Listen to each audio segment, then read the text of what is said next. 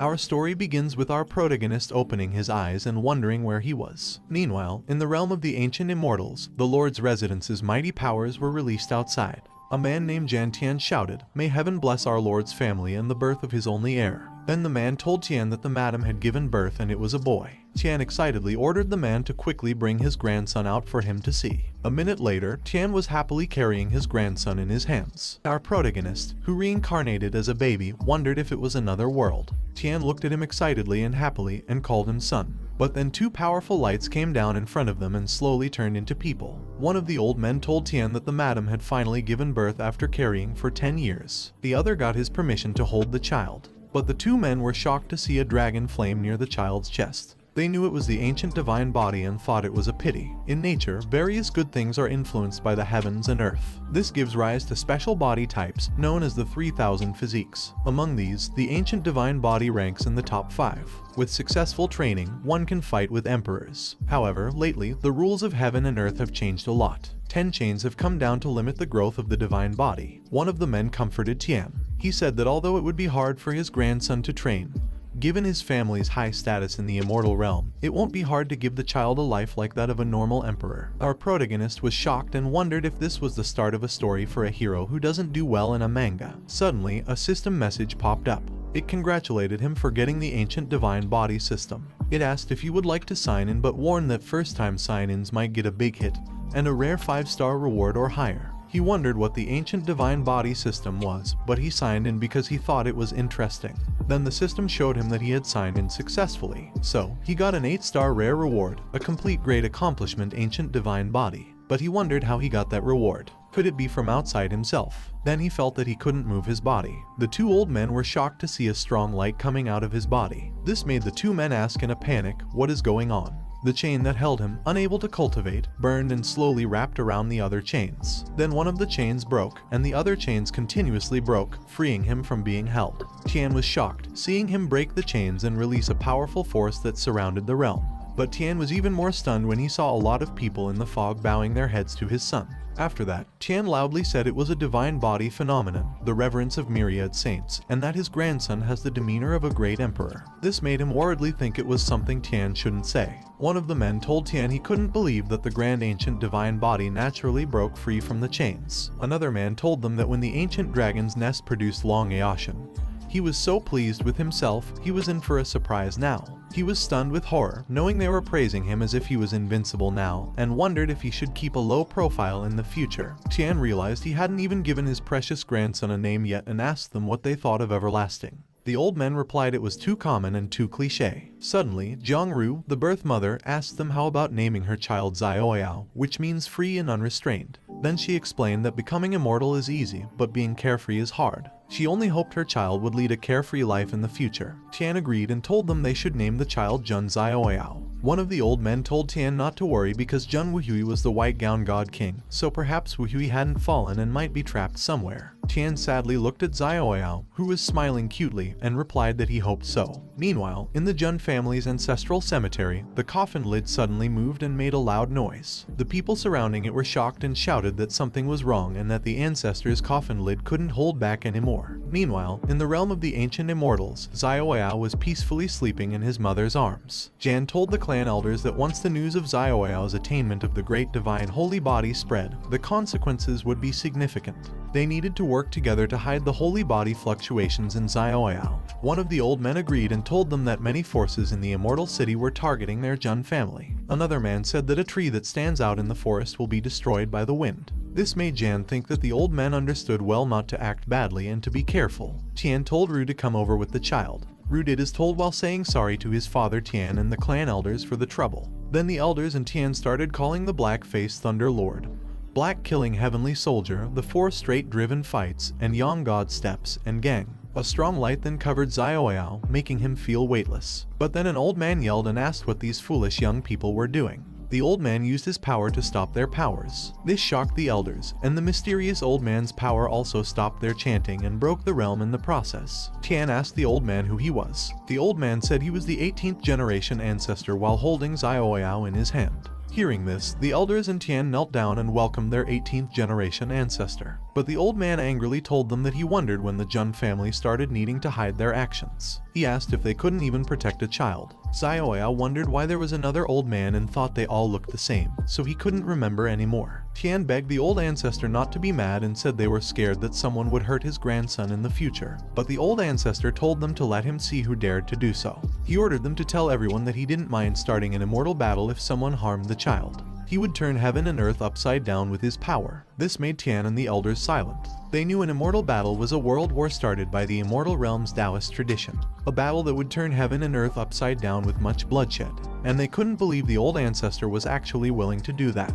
Tian respectfully asked the old ancestor if he was willing to risk his life to guard that child. The old ancestor simply replied, "Why not?" Even though he was aware that risking one's life was an extreme practice unearthed by top cultivators in the immortal world. This involves sealing oneself in a coffin, fully cut off from the outer world. You either break out from the coffin if you succeed or remain buried in it if you fail. Next, the old ancestor said that the great divine ancient holy body was a heaven-sent blessing for his Jun family's divine child. It was a big fortune, hence all Jun family assets would be diverted to that child, also granting him the zero sequence. The elders and Tian were stunned by this news. Tian didn't understand what the zero sequence meant and felt there had been too many arrangements already. He then inquired if someone could explain them. The Jun clan has a large population, totaling tens of thousands of clan members. Among them, 10 special individuals can obtain a sequence bestowed by the old ancestor. Holding a sequence means you possess the eligibility to vie for the family head role. One individual surpasses these 10, known as the next generation family leader. Moreover, the last zero sequence belonged to Jun Xiaoyao's father, the white-clothed divine king, Jun Wuhui. Tian conveyed to the old ancestor that the scheme might not be fitting because each sequence holder must undergo endless trials, and Xiaoyao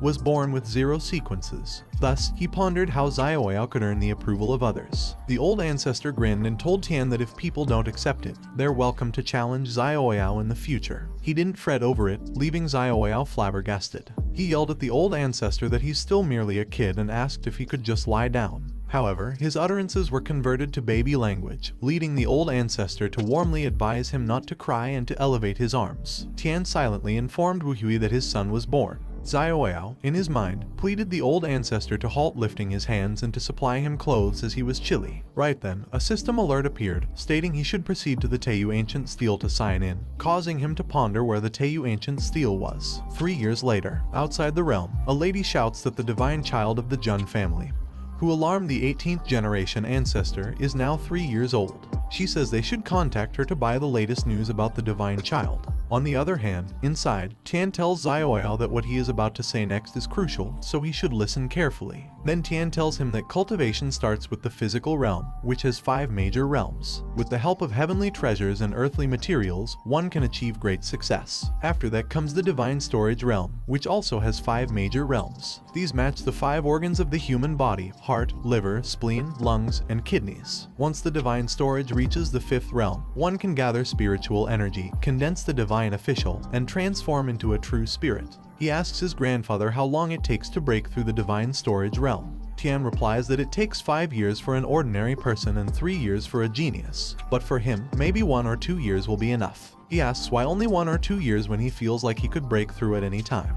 Tian tells him to show his cultivation technique, and he says alright. Then he shows his cultivation technique level to his grandfather. Tian thinks it's impressive that his grandson enters a meditative state so quickly, but then Tian is shocked to see that he directly broke through 2 realms in a row without any stop. Tian is even more shocked to see that he broke through all 5 realms. After that, he stops showing his cultivation and excitedly tells his grandfather that he thinks he has successfully broken through the divine storage realm. But he is shocked to see his grandfather lying on the ground, happy, telling him that he is impressive and his talent is extraordinary. He asks Tian if he is alright, worriedly. Tian says he is fine and just deeply moved right now. Then Tian excitedly tells him that to celebrate his breakthrough into the divine storage realms, he wants to give him a gift. He asks him what he wants, but he knows that even though his grandfather asks him what he wants, he still doesn't know that world very well. Then he remembers something and asks his grandfather if he knows what the Teiyu Ancient Steel is. Tian says that, by chance, no one knows the Teiyu Ancient Steel better than him. Then Tian tells him that it is a stone steel standing in the desolate Tianxian domain.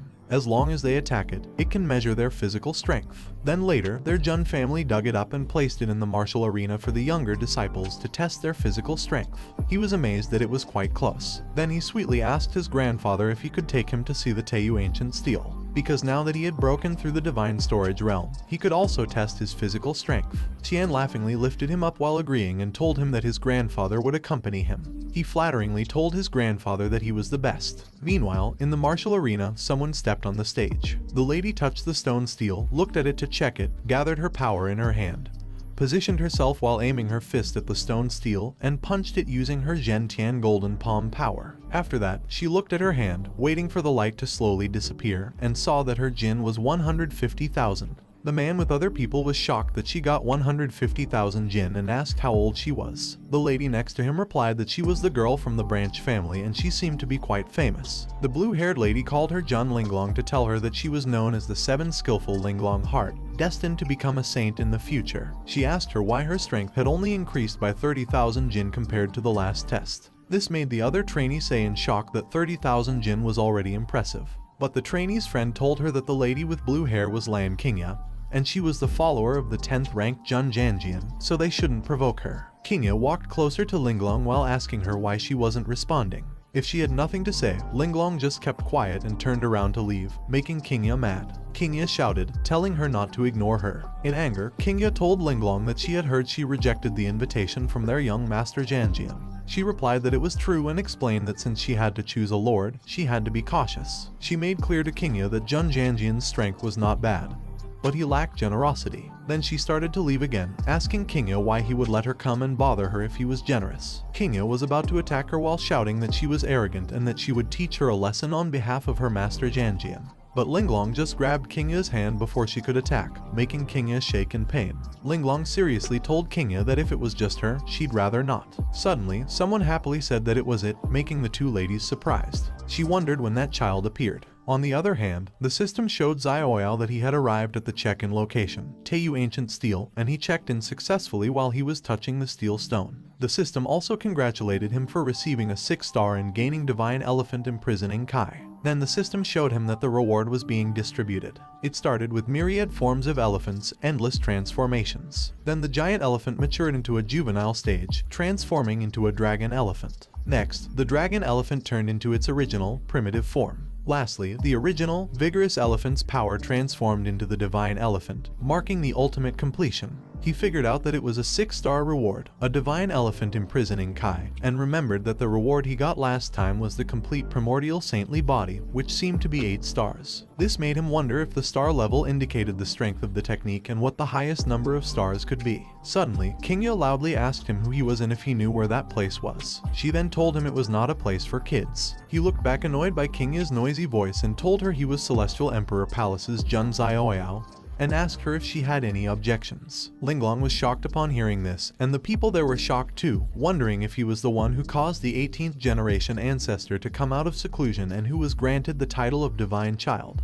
Qingya looked around in panic, wondering what was going on and why everyone was getting agitated. Suddenly, someone pushed Qingya's head down, and Linglong slammed her head on the ground while respectfully telling him that they were paying respects to the Divine Child, thinking that Qingya, a troublemaker, definitely did it on purpose. Then Qingya hurriedly told him that she was paying respects to the Divine Child and apologized for her earlier rudeness. She then begged him to forgive her. The people were frozen for a moment, but then immediately bowed down while shouting that they were paying respects to the Divine Child. He was stunned to see them bowing down to him and disappointedly wondered what was going on. Shouldn't someone jump out to question at that point? Then he scolded them in public to establish his authority. He decided to forget about it, thinking that he had come to the Teiyu Ancient Steel that could test physical strength. If he had come that far, it wouldn't make sense not to give it a try. He focused on his body, released his Vajra elephant in myriad transformations, and began to transform it into a divine elephant that released a powerful red light. This left Linglong and Qingya stunned and shocked. When he was done, he opened his eyes and struck the steel stone.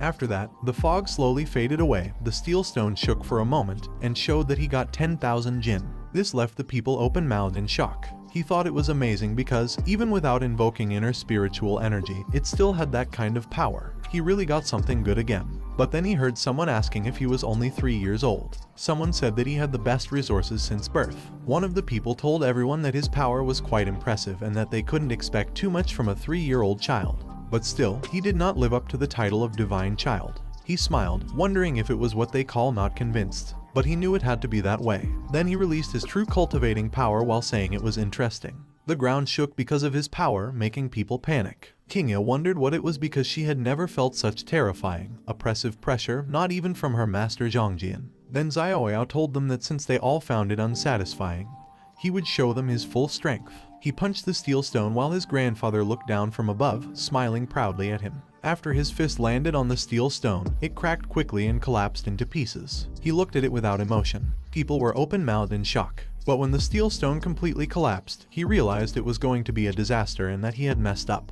He knew the stone steel was also a treasure. He wondered how he would fix the situation. Then a firelight came out of the broken steel stone and grew stronger. It showed him that it was creating an ancient extreme realm again, granting a heavenly Tao reward. The light flew toward him and entered his body. Tian smiled and said that it was the so-called ancient extreme realm. He explained that in countless past eras, no one his age had a stronger physical body. Tian proudly told him he had just broken through to the Divine Palace realm and touched the threshold of the Spirit Sea realm. He really didn't know where his upper limit was. Then Tian asked him what that move was just now and where he had learned it. He said, with tears, that the Teiyu ancient steel had shattered. But Tian told him that even if it was broken, it was no big deal. He lifted one of the huge stones and asked his grandfather how he could say that. It was one of the treasures of their Jun family and maybe it could still be used if patched up. Tian laughed hard and teasingly told him that he had such petty concerns. Tian lifted him up and told him not to worry. Their old Jun family had plenty of treasures, they wouldn't miss that one. Tian put him on his shoulder and said they should go back. He would explain the methods of the Spirit Sea realm. But then someone stepped in front of them. Linglong begged them to wait. Tian angrily asked her what the matter was. She felt crushed because the pressure was so intense. Still, she knelt in front of them and shouted that she, disciple Jun Linglong, wished to serve the Divine Child as her master. She begged them to let her become the Divine Child's attendant, making him confused. The people were shocked upon hearing her, and Kingya was pissed, knowing that even her young master Zhuangjian had personally designed to recruit her. This made her wonder if Linglong was trying to trample on the face of her young master Zhuangjian. On the other hand, Xiaoyao was silent for a moment and got off his grandfather's shoulder. Then he asked Linglong why, which made her confused. Then he asked her why she wanted to become his attendant. Just now, when she knelt down, although the sound wasn't loud, he could still hear the surrounding gasps. They whispered that she was the pride of the heavens, saying she was born with an exceptional mind and senses. So if one possesses such exceptional talents and does not meet an untimely end, they will certainly become a sage. And if she is destined to accomplish great things, why does she need to follow him? But she just asked him back if he truly did not know or if he was testing her sincerity. But he was 100% and truly confused. Then his grandfather told him that Linglong is from a branch family, and as a member of the branch family, she has pitifully few resources and connections. So if she wants to rise, she must establish a relationship with the main family. Then Tian proudly told him that the little girl has good judgment because she recognized at a glance that his grandson is destined for great things. This made him realize that it was because of the family hierarchy, and he was fortunate to have been born well. Then he told her that he knew now the reason she wished to follow him and that he can agree. However, she'll have to serve him tea, pour water, wash clothes, fold blankets, and keep him company when he was bored. This made her frustratingly confused. But when he told her that if she can do that, he'll provide her with all the resources she wants, she was happy to hear it. She swore to him that she, Linglong, was willing to follow the Divine Child through thick and thin, even unto death. He replied, "All right," and jumped onto her shoulder while happily shouting that they should return to the Celestial Emperor's palace. This made her so confused. But then his grandfather asked him if being lifted up by his grandfather wasn't special, and he replied, no, then told his grandfather to stop joking. Compared to a muscular old grandfather, a young lady is definitely better. This made his grandfather shocked and tearfully asked him what did he say. Linglong asked him if it was really okay, and he told her not to worry and that they should go. While his grandfather was sulking on the ground, Linglong just wondered if she wouldn't be kicked out of the Jun family tomorrow morning for stepping in with her left foot first. On the other hand, someone was running fast. While running, Kingya thought she must notify her young master Zhuangjian as soon as possible. Then she jumped into the center of the forest and caught her breath in relief, knowing that she arrived at their master Zhuangjian's realm. She was afraid that she'd drunk her saliva and was about to start walking when a sword attacked her. Someone told her to stop. The men in the tree branch told her that she should know that their young master was in seclusion, so she shouldn't disturb him. but she shouted at them that something big had happened. The kid called Jun Zioyao broke through the ancient extreme realm, and even Jun Linglong chose to follow him, so if they don't notify their young master soon. But the man with a scar told her that they should let their young master decide on such matters after he comes out of seclusion. And the other man said that he bet Kingya probably had nothing better to do than provoke Linglong and get slapped in the face. So now she is running to their young master to complain. She was pissed upon hearing the man. Then she shouted at him to watch his mouth if he was not looking for a fight. But suddenly, they felt the forest shake, and they were shocked to feel a strong aura. Then someone flew up from underground. The man smiled and powerfully looked at them. Kingya happily shouted that it was their young master Juangjian, and he had come out of seclusion. Then she happily hugged her young master and told him that he had finally come out of seclusion. He asked her if she had come specially to welcome him out of seclusion. But Kingya complained to him that those two guys earlier had stopped her from seeing him. She asked if he thought they were awful. He replied that they were indeed awful and ordered the two men to slap themselves 20 times, to which they immediately obeyed. Then he sweetly asked her who else had upset her because she looked so aggrieved. She tearfully replied that it was all because of Linglong. Then she told him that he might not know, but Linglong had started following a very arrogant brat. That brat's name seemed to be Jun Zioyao, and it was like Zioyao was tarnishing his reputation. But he just silently looked at her and attacked her, which made a loud explosion. The two men who were slapping themselves were shocked. A few seconds later, he asked her if she hadn't gone around shouting his name in front of Zioyao. He told her that she had really been spoiled, but she was just silently shocked and confused. Jiangyin knows that Zioyao is the son of the Wuhui clan uncle and the Jiang family's goddess, also quite favored by the 18th generation ancestor. So if they offend him, they might lose their 10th sequence position. Jiangyin knows they have to go apologize. Meanwhile, in the Celestial Emperor's place, Tian was angrily looking at Zioyao, who was trying to avoid his grandfather's gaze. Tian sulkily told him that their Zioyao, at a young age, turns out to be quite the charmer and that now he has got a young lady. He doesn't need his grandfather anymore. He sweetly asked his grandfather how it could be and that he'll always be his grandfather's dearest little treasure. Tian pushed him away while telling him to stop being canny there and reminding him that he was asking him what's the technique he used today by the Teiyu ancient monument. He hesitantly replied that, by a bit of a marvelous chance, it was called Divine Elephant Imprisoning Kai, but his grandfather told him that he had never heard of it. So he explained that it was a very powerful technique and it said that when mastered, he can transform into an ancient divine elephant, even summon the gates of hell, and command the demons of hell to fight for him. Tian was shocked that it was that powerful and asked him if isn't there a risk of demonic possession.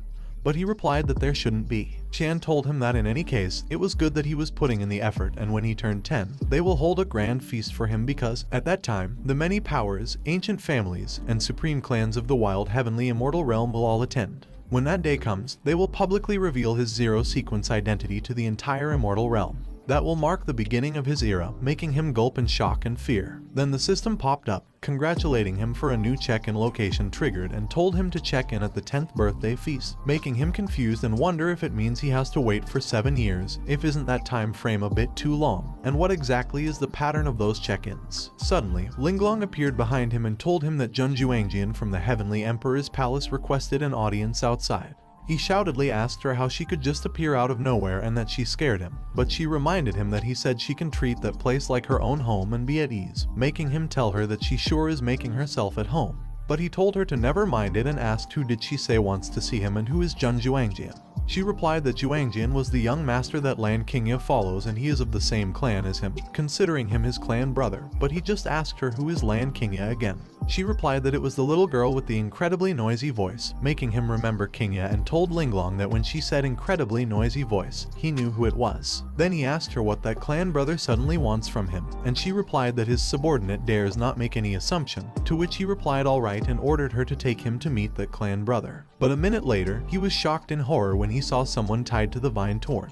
Juangjian told him that he heard that one of his followers had been acting disrespectfully and offended a brother of his, so today, he specially brought her to apologize with a token of humility. He hoped that he, his esteemed clan brother, can be generous and forgive that young girl, making him pissed, wondering what Juangjian means by apologizing with a token of humility, and knowing that Juangjian, the jerk, is clearly there to show off his authority at his expense. A minute later, Juangjian was seated inside. He told him that his clan brother's arrival was sudden. He could only offer simple tea and hoped he would forgive him. Juangjian replied it was no problem. He was the one who was abrupt. But in truth, Juangjian was angry. He saw that Linglong was used as a servant to pour tea and called a mischievous child. He looked at his cup of tea and asked Juangjin if he planned to have Kingya keep kneeling there. Juangjin replied that if he forgave her, then there was no need to make her feel bad by kneeling. He slammed his cup of tea back into its pot. He told Juangjin he might be misunderstanding. He never holds grudges for long. If someone offends him, he strikes back right away. So, he didn't need to please him with fake apologies. This made Linglong laugh, though she tried not to. She cleared her throat and excused herself. She told them to go on talking. This made Juangjin angry. He told him it seemed his clan brother was not happy with his apology. So, there was no need to keep Kingya around. Then he attacked Kingya from behind with his blade. This made a loud noise and destroyed the realm. Luckily, Linglong grabbed Kingya in time. She said it was all very crude. She asked Kingya if this was the Jun Juangjin she had been so worried about. Kingya stayed quiet, but Juangjin heard it and got angry. Xiaoyao told Juangjin he was acting too fast right in the Heavenly Emperor's palace. He asked if Juangjin was trying to provoke him. Juangjin was scared and said it was a misunderstanding. He was the divine child of the Jun family, so why would he dare to offend him? Xiaoyao asked Juangjin if he really meant it. Then he turned the table upside down and told Juangjin he somehow didn't quite believe him. Juangjin was shocked by his action, but he was mad that Juangjin had come into his territory to discipline his subordinates. He even wanted to kill someone in front of him, making him wonder who he was trying to scare, because he knew that if he were really just a 3-year-old, he might have been scared. Sadly for Juangjin, he had messed with the wrong person. Juangjin was thrown due to his attack and was shocked, wondering if it was the strength of a 3-year-old. He got down on the floor and asked Juangjin to confirm that he hadn't lied to him, because if need be, he could fight back on his own and didn't need someone else to do it for him. Then he jokingly told Juangjin that the weather was good today, so they should have a little spar to grow their brotherly bond, and asked if he was going to back out. Juangjin was mad hearing this and thought it was going too far, but he told himself to calm down and not let a 3-year-old provoke him. So he told him that since his clan brother wanted to spar, he would do it. But he was older than him, so he'd only use 30% of his strength. If he could beat him, he'd give him that Yuantian's supreme command. But if he couldn't win, he should say sorry for his proud behavior. He was confused about what Yuantian's supreme command was. But then he heard Linglong telling him in his mind that it was good stuff. Since Juangjin had offered it himself, he shouldn't be shy and should beat Juangjin up to get the token, because that token might be tied to a legendary supreme secret treasure. He asked her to tell him more, and she explained that the term supreme refers to those who stand at the top of the ancient immortal realm, eternal and unbreakable. Then she told him to think about how many good things would be in a secret treasure left by such a strong being. He smiled and said that was how it was. He then creepily told Juangjin that he was very generous and thanked him for it, making Juangjin shocked and shaky, thinking that the divine child of the Jun family might just be a money grubber after all. A few minutes later, Juangjin wondered what was going on and what exactly happened. He knew that he was the highly esteemed 10th sequence of the Jun family, a universally recognized genius, which made him wonder why he was being suppressed by a 3-year-old and thought that the was Xiaoyao twisting and turning is so disgusting. Xiaoyao excitedly told Juangjin to hang in there, making Juangjin pissed that he really want to beat Xiaoyao up black and blue. Then people appeared in their surroundings to check what was going on and saw that the 10th sequence Jun Juangjin and the divine child Xiaoyao had a spar. One of the men shouted that the divine child was just 3 years old and it was bullying. But the other man told him that it was hard to say because up until now, Juangjin has been the one being suppressed. Juangjin relaxed his body, thinking that he can't let Xiaoyao lead him by the nose. Then he released his power, thinking that since Xiaoyao was designed as the divine child by their 18th great ancestor, Xiaoyao naturally had exceptional abilities, so he figured out that he had been too arrogant and should take that more seriously. The people around them were shocked to see that Juangjin activated the Purple Emperor sword technique, making them ask if Juangjin really needed to use it against a 3-year-old and think Juangjin really couldn't take a loss. Hearing them, Juangjin was pissed and told them in his mind that they have no idea how weird that kid was while he was telling Xiaoyao to be careful not to get hurt. Then he jumped towards Xiaoyao to attack him with his sword. Linglong, who was watching them, knows that the Purple Emperor sword technique is considered an advanced technique even within the main lineage of the Jun family. 9 sword auras intertwine into a net, blocking off all escape routes for the opponent, making her think that Juangjin is aiming to finish that spar off seriously, but she thinks it doesn't really matter. Xiaoyao lifted his hand forward to meet Juangjin's attack. Then he simply tapped Juangjin's hand, which made Juangjin ungrab his sword, making him panic and look at it in horror. Then he told Juangjin that he always felt that his clan brother was weaker than he had imagined. Then he kicked Juangjin's face, which made a loud explosion and teeth flying into midair. Juangjin looked at his flying teeth, wondering if it was his tooth and why his tooth was flying in the sky. Then he collapsed, wondering what had happened. Xiaoyao grabbed the supreme token and told Juangjin that he would take it. Suddenly, the system showed that it had detected the key item and that he had a new check-in location. It then told him to check in at the Yuantian Supreme Secret Cache, making him say that it was really an unexpected delight. On the other hand, Linglong told Qingya that the man on the ground was Jun Juangjian, the one she always talked about. Neither Juangjian's skills nor his character were impressive, but she was never that smart to begin with. She reminded her not to be fooled by people like him. Qingya snatched back her hand while shouting that it was enough and that she didn't need her pity. Then Qingya turned around to leave. She said Jun Juangjian, Yung Linglong, and Jun Zioyao's names, but before she left, she tearfully shouted to them that she would make all of them with the surname Jun pay the price. Linglong frowned in confusion. He told her that she sure knew how to talk, no wonder people disliked her. She asked him if she wasn't just telling the truth, but he just frustratedly told her that if she got beaten up outside someday, she shouldn't come looking for him because he didn't want to deal with it. This made her more confused. Summer passed by in that noisy and bustling manner. Autumn leaves fell, winter awakened, and spring blossoms bloomed. Unbeknownst to them, time had cycled through another 4 seasons. 7 years later, a little girl happily shouted that she had finally arrived. People in the street were happily walking and chatting. The little girl and her sister excitedly asked if it was the Jun clan's divine island because it was so lively and it would be nice to meet some cute little ones. On the other hand, inside the realm, the speaker announced to everyone that Daoji Tianzong was there. He presented 9 volumes of Taoist scriptures as a gift for the divine child. Day in Holy Land was there too, offering a bottle of spirit jade marrow and 100 pieces of top-quality divine origin for the divine child. The princess of the great merchant dynasty was there as well, offering a precious treasure, a map of mystic mountains and rivers. Meanwhile, 2 men were walking up the stairs, each holding something in their hand. One of the men told his friend to be careful. They were carrying the formal attire for the divine child's 10th birthday banquet, and should not ruin it. His friend happily said that many noble families and clans were there to celebrate the divine child's 10th birthday. It was a grand occasion. When asked why he was happy, as they were not there for him, his friend replied that he was just sharing in the glory. He added that their divine child had been extraordinarily talented from a young age. With that retreat, he might even break through to the true spirit realm. A moment later, the 2 men arrived at their destination. One of them respectfully welcomed the divine child as he emerged from seclusion. He told Zioyao to bathe and change into his attire for the 10th birthday banquet. But when Zioyao did not answer, the man opened his eyes in confusion.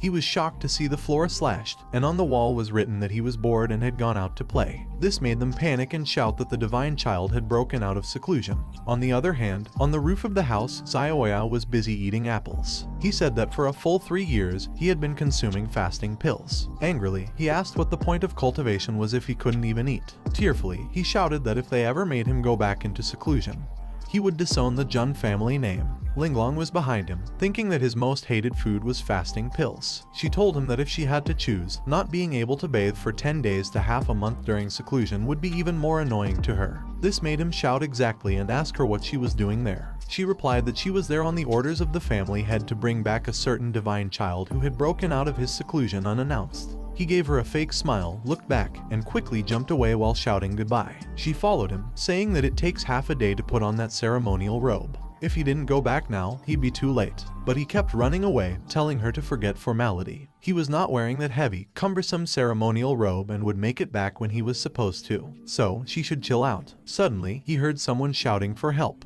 Confused, he stopped on the roof of one of the houses and saw people gathering around. The little girl angrily asks the man why he is screaming and calls him an ugly monster. Then she shouts at the man that he was the one who hurt little Gray's tiny foot first while showing her bird. The man replies that he has already apologized, but the little girl angrily asks him what good does apologizing do when her little Gray's talon is fractured. The other man panicky tells the little girl to calm down and asks if they can't work that out amicably and what kind of compensation she needs to let his young fellow off the hook. But the little girl gets angrier and asks the man who cares about his compensation and what if he takes her for a low-life scammer. Then she angrily shouts that the man broke her little Gray's leg, so she'll break one of his legs to make it fair. This makes the man fearfully ask her to spare him. Zioyao, who is looking from above, wonders where that unruly brat comes from and how dare she bully people on his Jun family's territory. He knows that judging by the aura, that little girl is also a cultivator. While he tosses his hidden weapon, a leftover fruit core, he throws it toward her thinking he should teach her a lesson. But before it hits her, she feels it coming and quickly turns around to catch it while asking who dares to sneak attack her. Then she feels something weird on her hand and quickly throws it away in panic, shouting that it's all wet and disgusting.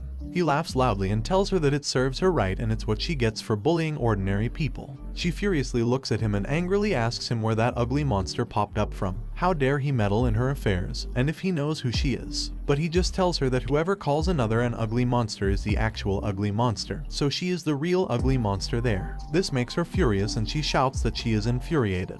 Then she jumps toward him and launches an attack behind him. He thinks she is quite fast, but he easily dodges her while teasingly telling her that she missed. Then he jumps backward to make a distance between them, knowing that it was not a force meant to harm. So he figures out that she doesn't really want to hurt him and maybe she just wants to vent. She angrily tells him to stop running and come fight her for 300 rounds. She calls him a rat and an ugly monster, but he just teasingly laughs and tells her that if she can't even catch him, what's the point of fighting?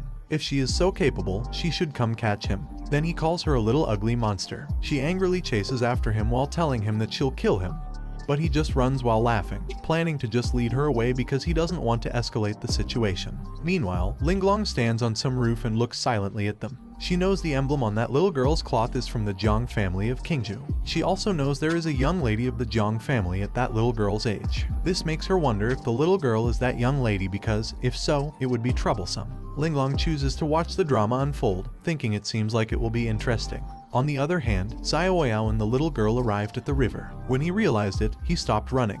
The little girl shouted at him to stop right there. This made him see that she could actually keep up with him, meaning she was no ordinary little girl. She was tired and sweating but still told him that until she gave him a good beating today, he shouldn't think she, Zhang Luoli, would let it go. He sighed, thinking he had just wanted to help someone out. He didn't expect it would lead to such big trouble. He wondered how he should wrap it up. Just then, a firework appeared in the sky. It got their attention, and he realized his 10th birthday feast was about to start. So he said sorry to Luoli because he was pressed for time and couldn't play with her anymore. She was confused, but he lifted his hand, gathered some power in it, and made a bright light in front of her. This made her not notice that he was running away. A moment later, nightfall arrived at Sky Emperor Palace. Then the host announced that the Jiang family from Qingzhou had arrived. They offered 1 ancient sacred weapon, 3 undying elixirs, 100 top-grade sacred pills, and 1,000 pieces of premium divine essence. This made the nobles shocked because of the generous gifts. They said that, after all, the Jiang family had been connected with the Jun family for generations. The Jiang family could be considered the maternal side of the Jun family's divine child.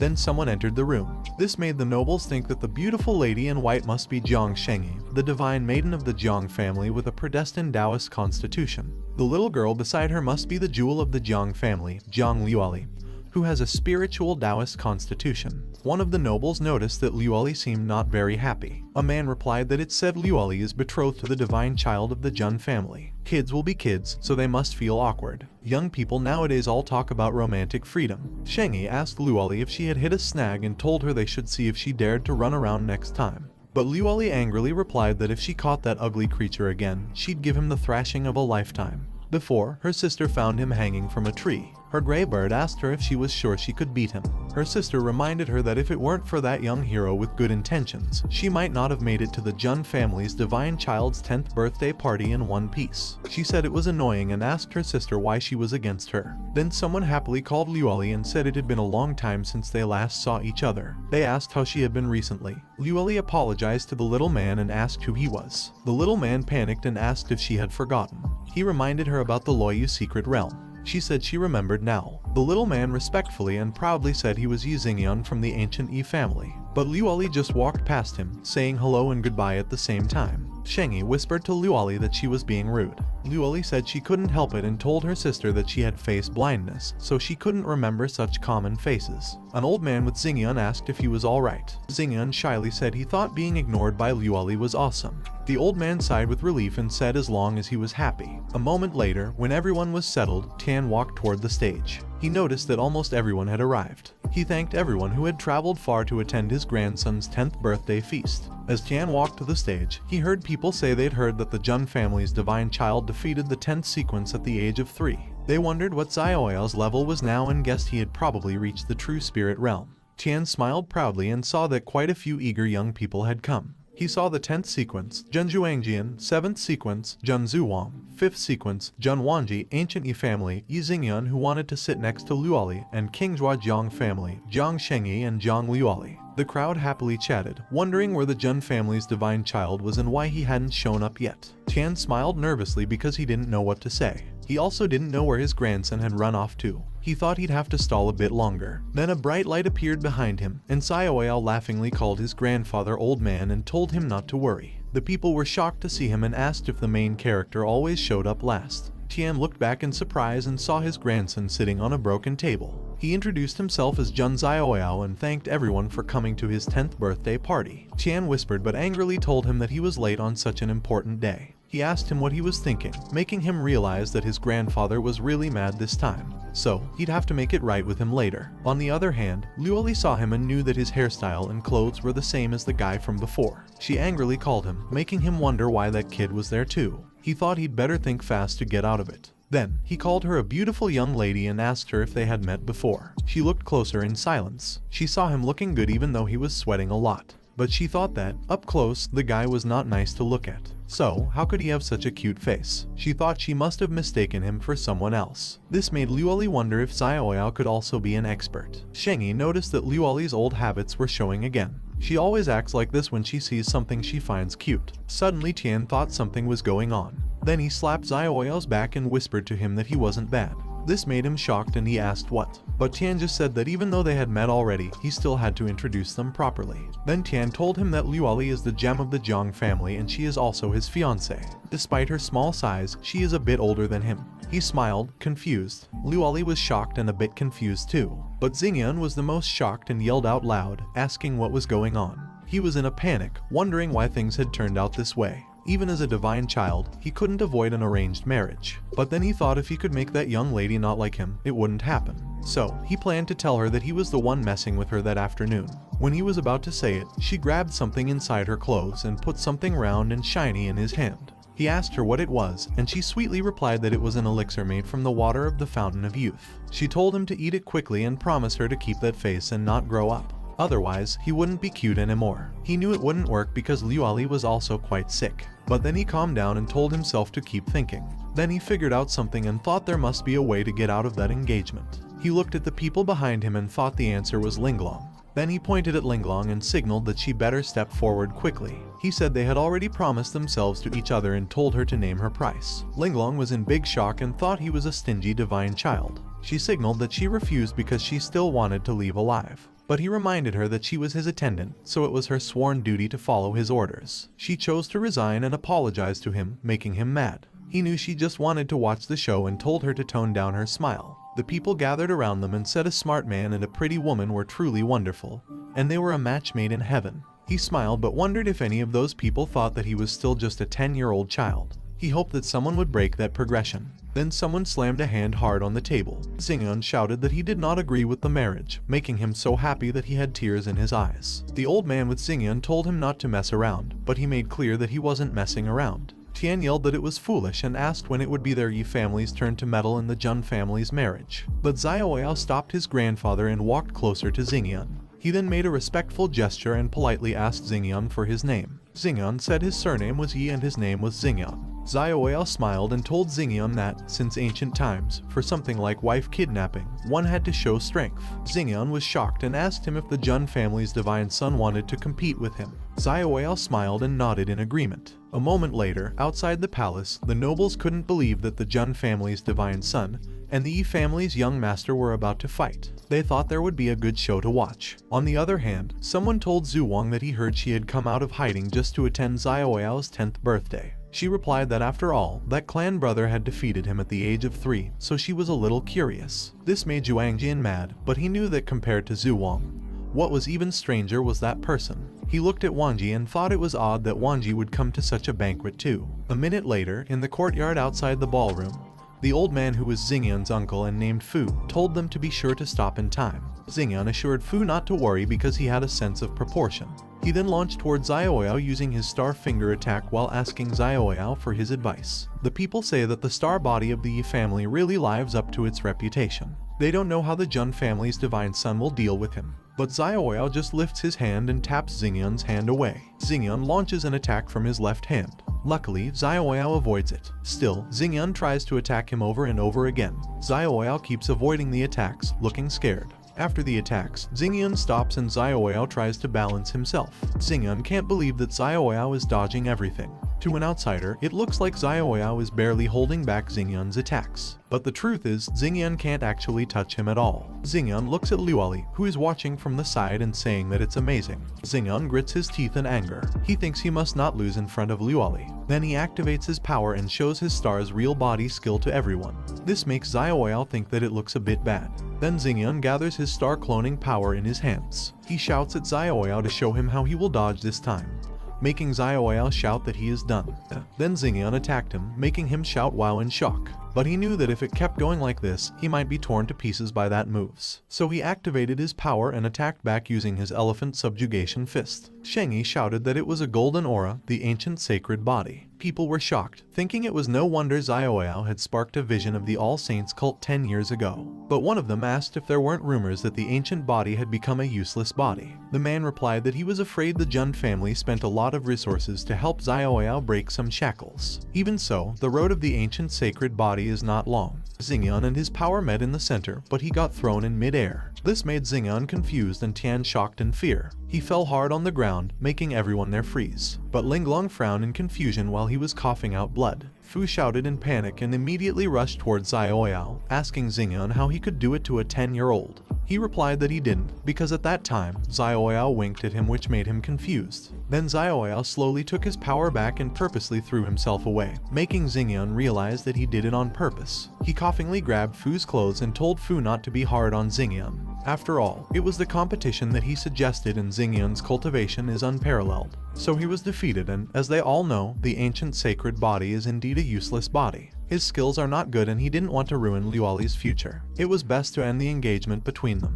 This made his grandfather mad and he told him to wait. Liuali was mad too, knowing that he was just trying to get rid of her. Then Liuali called him brother and told him to rest assured. Even if he was a useless body, she would never leave him. This made him shocked and he told Liuali that she was older than him, so she should not call him brother or come close to him. On the other hand, someone broke his cup of tea. Wanji said it was nonsense, but as you'd expect from a direct descendant born with a golden spoon in his mouth. Chuangjian told Wanji that they were all direct descendants born with a golden spoon in their mouths. They didn't know how long they had to work hard to get something, but those people were born with it. Suddenly, someone shouted, asking what the hell it was and if it was the ancient sacred body. This made people in the palace look at the huge shining gold light at the top of the palace. The man with horn and two beasts beside him was mad, saying he couldn't even defeat a little firefly. So why did he deserve to be called the sacred body of the human race? This made him confused, but Tian knew those people were the dragon clan. Then the man called Lan Qingya, who was with them, and kicked her. He asked her if she was kidding him. The man was mad and told Qingya that he had come there, especially after hearing her say there was an ancient sacred body that had broken his shackles. A few months ago, in an ancient dragon sanctuary, the people cheered their drinks and congratulated their Prince Long for successfully fusing with the dragon essence. They proudly shouted that if the dragon essence were an ordinary person, their body would have burst by now. So only someone as extraordinary as their Prince Long could refine it.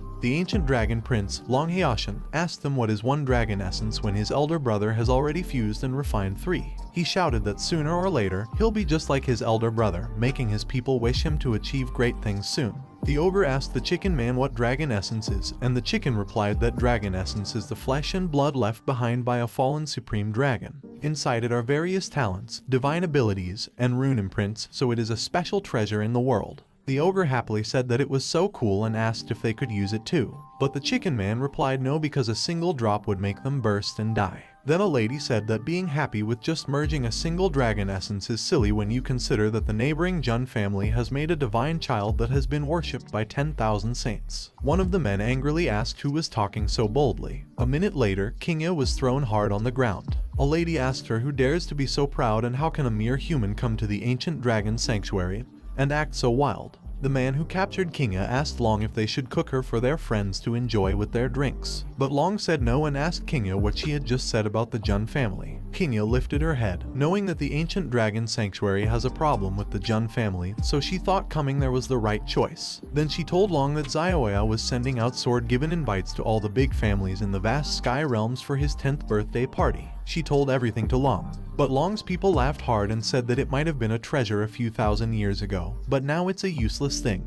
They asked how Xiaoyao dares to invite the big families from all around with just it. But Long told his people to be quiet and asked Qingya how such a useless thing could get the Jun family's focus. She said that the ancient sacred body is seen as a useless thing because it's held back by the heavenly Tao. Then she asked him what if Xiaoyao breaks those shackles. Back to the palace, Kingya held her injured chest and called Long a wretched dragon brat while falling. Fortunately, someone appeared behind her. Linglong caught her before she fell. When they safely landed on the ground, Xiaoyao called Long a young man. He told him that he had brazenly beaten up a Jun family disciple on Jun family's territory. He asked if that wasn't going too far, but Long just teasingly asked him what he was talking about. He told him that Kingya was his female slave, so, naturally, he would treat her however he saw fit. This made Kingya pissed, but she told everyone that she was the young dragon master's female slave. This made Linglong look at her in shock. Someone broke a glass cup and Juangjian was shocked. He wondered how dare Kingya bring someone from the ancient dragon sanctuary to disrupt the grand banquet of the Jun family. He knew it was a slap in the face to the Jun family. Also, he knew that if it was investigated, even his status wouldn't be spared. Xiaoyao asked if she was really a female slave. It was strange that a fine young lady chose not to be one. Instead, she became the slave of a young dragon person. But he happily said that he got it. She must be one of those people obsessed with good fortune. This made Linglong and Kingya look at him in a daze and confused. Then he cleared his throat and ordered Linglong to take Kingya away first. She obeyed while he was embarrassed because it became awkward. Then he told everyone that his grandfather always said that their relationship with the dragon clan had never been good, especially after his father, Jun Wuhui, skinned and deboned a dragon sovereign. So, the dragon clan considered their Jun family to be mortal enemies. Then he uninterestedly told Long that if he wished to retaliate, he should come at him directly. Targeting women that way to humiliate the Jun family was despicable. Not only did it lack dignity, but it also made him look like trash. This made Long glare at him in anger, but he just continued to tell Long that it was no wonder he had been looked down upon all those years. Two of Long's people immediately launches toward him to attack him. They asked how dare he insult the young dragon master, but he didn't move away. He simply told them that the insolent ones were their lot. Then someone punched the enemy man in the face and attacked the lady dragon with sharp ice. The two enemies were thrown back to Long's side. The people who attacked the enemies were Juangjian and Zhu Wang. He told Long that it was the Jun family and they did not tolerate uncouth behavior from their county bumpkins there. When the two beasts jumped to attack Xiaoyao, Juangjian immediately jumped forward. Knowing that Kingya was invited by him to the Jun family, he must find a way to handle the matter. Otherwise, he'll be the one who will be punished. Then he used his Rising Sun 9 sword, 10,000 Swords Origin Slash to attack one of the enemies. On the other side, Zhu Wang activated her Ice Heaven Snow Lotus and ordered it to devour the other enemy. As the story goes on, the two enemies are thrown back to their young master Long's side. Then Zhu Wang says that her Jun family is not something any Tom, Dick, or Harry can challenge. The people were shocked to see the 10th and 7th sequence members of the Jun family. The two attendants behind the dragon prince from the ancient dragon sanctuary are also descendants of ancient royal families. Yet they were so easily defeated before the Jun family rankings. The other fearfully, but proudly, says that with such formidable strength and still not even in the top 5, they wonder what monsters occupy the top 5 of the Jun family ranking. Long looked at his collapsed and injured people and furiously glared at them. Then he told them not to be too arrogant and attacked Juangjian, who was in shock and got hit by his attack. Juangjian knows that it is the Dragon Clan's great divine power intercepting the dragon's hand. But then Long angrily asks them how dare they belittle him. Then he attacks Juangjian while shouting for him to die. But fortunately, Zhu Wang points her sharp ice behind Long and told him not to be reckless. Long just angrily looked back and asked her how dare she interfere. Then he appeared in front of her to attack. But Xiaoyao appeared forward and caught Long's attack for Zhu Wang. Long was shocked and confused to see that Xiaoyao simply just held his hand. Zhu Wang was shocked to see the divine child in front of her too. He uninterestedly looked at Long and easily squeezed Long's hand, making the bracelet break in the process. Long grits his teeth in pain, but before he can react, Xiaoyao launches an attack and punched his face. Long was pushed back because of it, but managed to compose his balance. Long's mouth bled, but then smiled and asked if it was it. Then laughingly asked if it was the ancient sacred body that had broken its shackles. Xiaoyao told his clan brother and sister to step back because that young lizard was there for him. They both tried to reason, but Tian shoutingly told them that there were no buts. When Xiaoyao said to step back, they should step back. Then Tian happily says that today is that young man's 10th year feast, so they should let him personally entertain their distinguished guests. He looked at Long, who was positioning himself to attack. Then they both jumped up and attacked each other. He smilingly looked at Long, who was smiling back at him. Then they attacked each other continuously and speedily like they were just playing around. Xingyan was shocked to see that they were so fast that he couldn't even keep up with their movements. This made him realize that no wonder he couldn't touch Xiaoyao before. Fu told Xingyan not to blink and to stay focused because the real competitors at the pinnacle of that era were not prodigies like him. But those monsters, and such monsters, were right in front of him now, so he shouldn't miss that opportunity to witness their might. Long activates his Dragon Fist, and Xiaoyao activates his Monarch Seal skill. Then, they both release it at the same time to attack each other, causing a huge explosion. Luoli covers her face, and when she opens her eyes, she is surprised to see a massive barrier in front of her. Tian, who created the barrier to protect everyone, calls them brats, telling them that they have some power. They wait until the smoke disappears and see the two children inside the barrier facing each other. He tells Long that he seems quite pleased for someone seeking revenge. However, Long asks him why he should bother with the grudges of the previous generation, mentioning that it is rare to have a chance to fight someone who has broken through the Heavenly Tao's shackles. Long grabs his coat and throws them behind him, asking Xiaoyao how one cannot be excited when facing him. Then, Long activates his inner power hidden inside his body and calls upon the ancient sacred body to perform another of his moves. A strong blue light emerges from Long's body, forming a huge dragon above him. Long confidently looks at Xiaoyao, but Xiaoyao calmly tells him that in the face of a fully committed opponent, responding seriously is the only proper etiquette. Xiaoyao activates his power using hand signs and points his fingers like a gun in Long's direction, telling him that he'll show him the ancient sacred body he wants to see so badly. Tian, who sees Xiaoyao's stance, is shocked, knowing what it is. Then he begins to chant, taming the mysterious, flowing endlessly, truly reflecting the heavens, yin and yang uniting as one, nourishing all forms. The mystical profound scripture, the Jun family's supreme secret technique, slowly appears in front of them, using the mystical profound to command the Kai, solidifying it into a blade that transforms into a divine weapon. After he finishes chanting, a swarm of swords appears around him, shocking the onlookers who recognize it as the Jun family's war decree. Someone shouts that rumors say that when that decree is fully mastered, the spiritual Kai can form thousands of divine weapons, capable of splitting the heavens and obliterating the earth.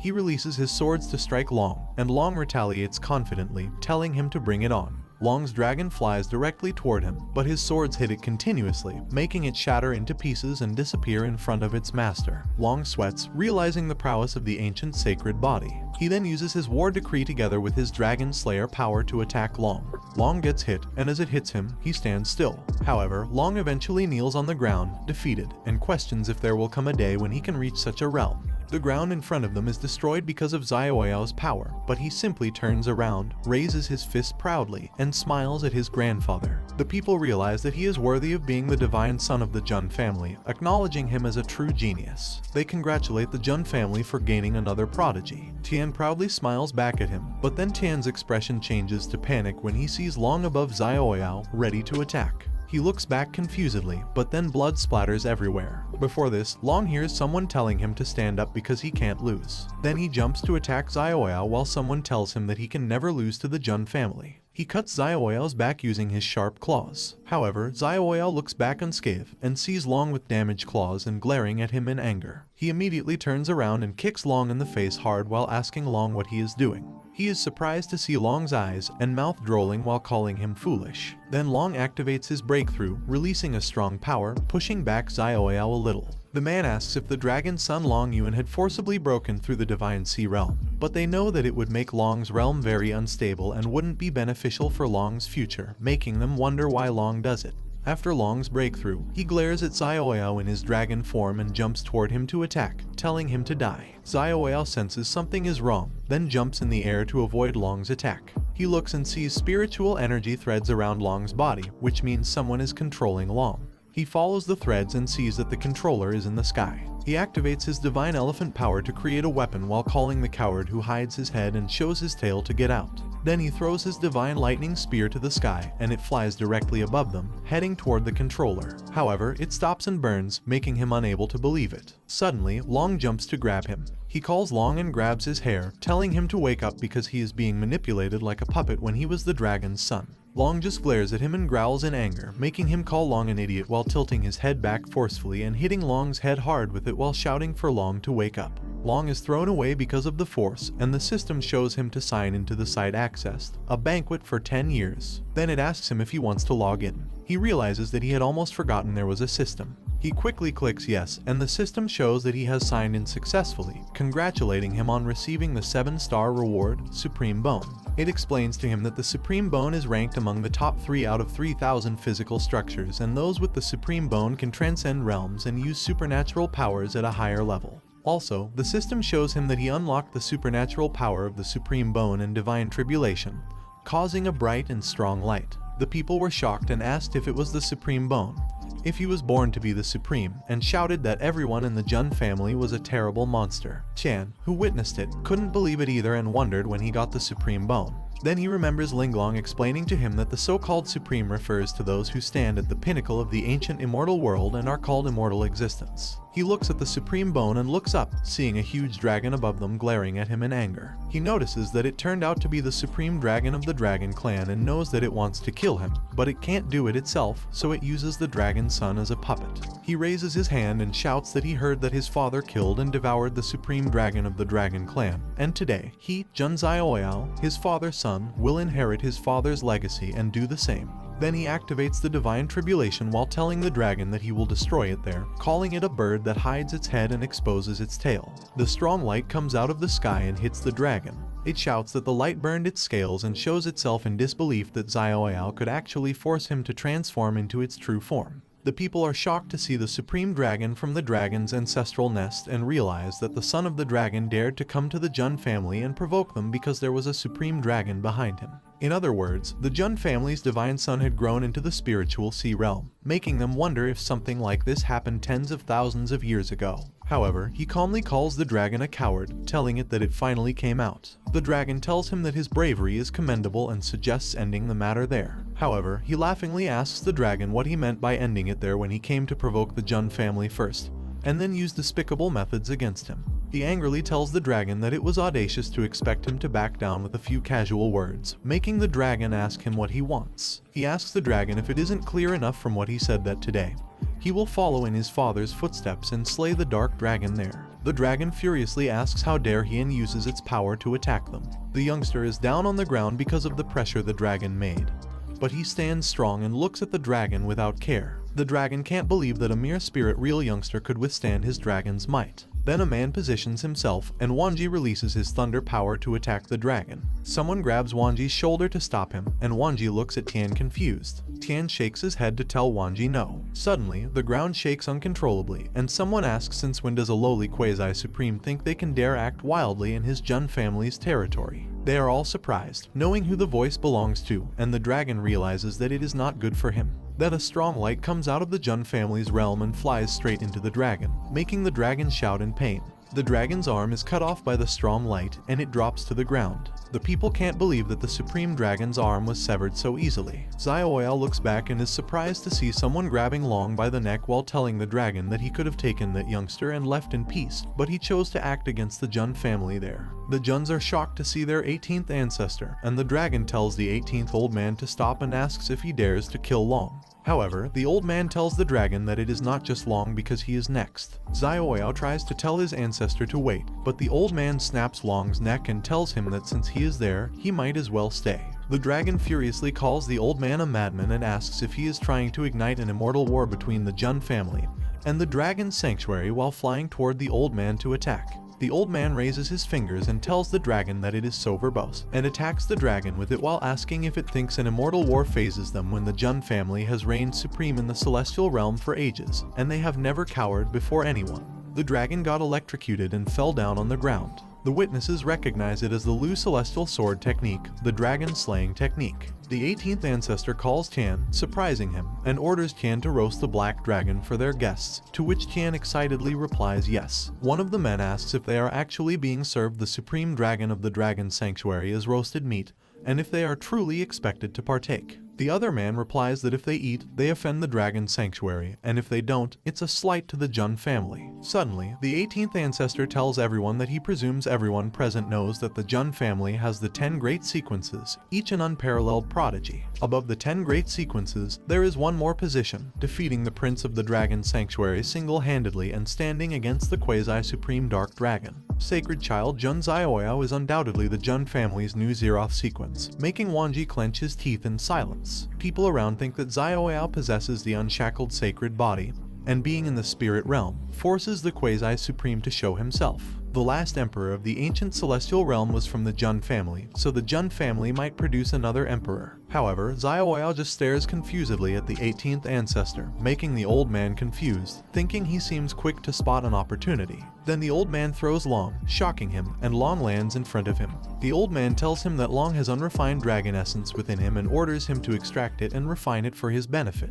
The old man turns around to leave, telling him that once the banquet is over, he should come to see him. He keeps quiet, looking at the dead body of Long. Later, a few pieces of the dragon's meat were cooked. Shengyi asks Luoli if she wants to taste dragon meat, but Luoli replies no, mentioning that it tastes bad. Fu tells Xingyun to eat the meat of the dragon and explains to him that the flesh and blood of the Supreme Dragon Clan are beneficial and harmless to him. On the side, Wanji tells Tian that he has a question. Tian asks if he is wondering if Xiaoyao participated in the sequence competition, but Wanji replies no. He squeezes his arm in frustration, and Tian tells him that Xiaoyao's sequence number is 0, personally assigned by the 18th ancestor upon his birth. He knows it may not be fair to Wanji, which is why he can launch a sequence battle against Xiaoyao at any time and win because it is the only thing that the 18th ancestor will not interfere with. Wanji thinks for a while and apologizes to Tian for being rude, then says he has more important things to do and takes his leave. Tian thinks that although Wanji is grouchy and cruel, he is not an idiot. If Wanji started a fight with Xiaoyao now, the Jun family would feel embarrassed, and it would be a huge loss. Then Tian asks someone about Xiaoyao, and the man replies that Xiaoyao has gone to refine the dragon's essence. Depending on the situation, Xiaoyao might break through and build the divine bridge. Tian thinks from the true spirit realm to the divine bridge realm is a big leap and shouts that they have to find Xiaoyao fast.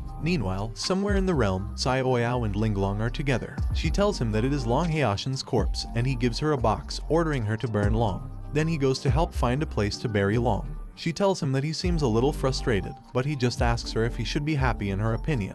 He tells her that he is a rising star who defeated his opponent and can overcome the aura of someone 7 or 8 levels above his level. He should be happy that he gained face for his family, but in that world, life is really cheap. She tells him that in a world full of conflicts, the weak eat the strong and respect the strong. Also, since Long dared to go to the Jun family and cause trouble, he was willing to lose his life, so he shouldn't care. He tells her that the weak eat the strong and asks what the difference is between man and beast, which makes her silent and smile. She tells him that his thoughts certainly don't resemble anyone in that world. If he is not satisfied with the laws of that world, then he can only become the supreme, the highest in existence, and the only great emperor in heaven and earth. Only that way, he will have the power to change the rules. He laughingly tells her that she was right, and whether it was rebirth or the system, he now has it all, and there is a reason behind everything. Then he reached the moon while calling upon the heavens, the earth, and the 3,000 worlds to swear that he will become the emperor, and he would do whatever he wanted. Linglong was surprised to see saying it, and then the scenery in front of them slowly changed, and she saw him as a man.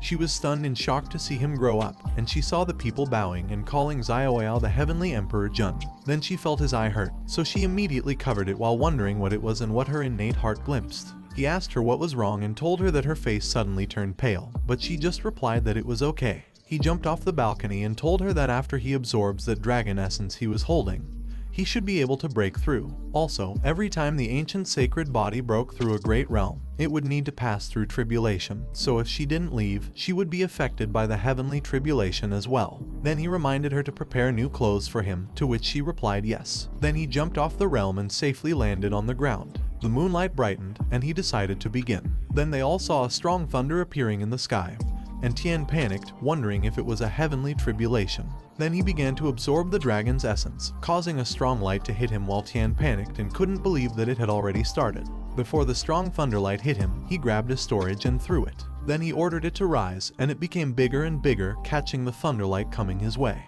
He tried with all his might to hold on, coughing blood while thinking that the divine elephant refining purgatory technique has 4 transformations. The most powerful attack that pierces all things is the Spear of the Abyss. The strongest defense that shields against all things is the Guardian of the Abyss. The supreme body technique as fast as the wind is the Wings of the Asura. The one that refines all things in the world is the Hellforge. Then he called the 100,000 thunder tribulations to forge his immortal sacred body, to which the thunders did, causing a bright explosion that everyone could see. The man noticed that it is the golden spiritual energy and asked if Xiaoyao of the sacred Jun family was undergoing the tribulation for the primordial sacred body. Afterward, the bright light entered his body and he successfully consumed the dragon essence, which changed his body into a strong build, taller, and his hair became longer. He looked up and asked the being above him if it isn't about time it dispersed. Then the clouds made a space to show the bright light, and a shining monster appeared in front of them, making everyone stunned in surprise. The people couldn't believe that he actually shattered the tribulation clouds and asked which celestial being would dread falling. Then someone said that a significant shift is about to occur in that world, and the Jun family's divine child will likely take the center stage. He knows that when he gathers the spiritual sea in the Danshin, constructs a divine place in the mind, and transforms the flesh into the true spirit, a divine bridge can be built within the body, connecting the Danshin and spiritual sea with the divine palace in the mind. He knows that the divine bridge inside his body is almost complete, and most of the tribulation's power and dragon essence are absorbed by that supreme skeleton.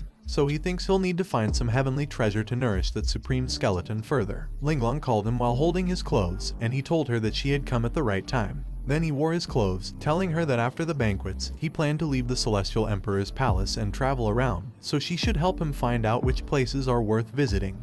To which she replied yes. Then he began to walk, knowing that it is time to meet his ancestor. Meanwhile, in Hongju, the ancestral dragon sanctuary, the citizens inside are down on the ground, in their heads, and worriedly ask what could have happened to make their supreme of the ancestral dragon's sanctuary so furious. Someone tells the ancestral dragon to calm down his anger and asks him what use there is in getting angry like this, and if he intends to storm the Jun family. The old man furiously tells them that Jun's 18th ancestor dared to kill dragon descendants of their ancestral dragon's sanctuary, and even slayed the dark dragon with his sword. Then the old man furiously asks them if the June 18th ancestor thinks their ancestral dragon's sanctuary is a roadside stray dog that anyone can trash. A mysterious man tells the old man that Jun's 18th ancestor is known for being a madman in the Jun family, and it is difficult to seek revenge against him. Then the other man asks if they should eliminate the Jun family's sequence since Jun's 18th ancestor dared to kill a dragon descendant of their ancestral dragon's nest. He tells them that he reckons it's time for that ancient sacred body because they had been pampering to enter the world. Someone in the meeting asks if they should inform Aoshin about that matter, but a man replies that there is no need for it because Aoshin is in seclusion, refining his 5th dragon essence. Once Aoshin refines all 7 dragon essences, combined with the blood of the god dragon, Aoshin will be capable of dominating the younger generation of the immortal domain. By then, even the Jun family's divine child can be easily slain.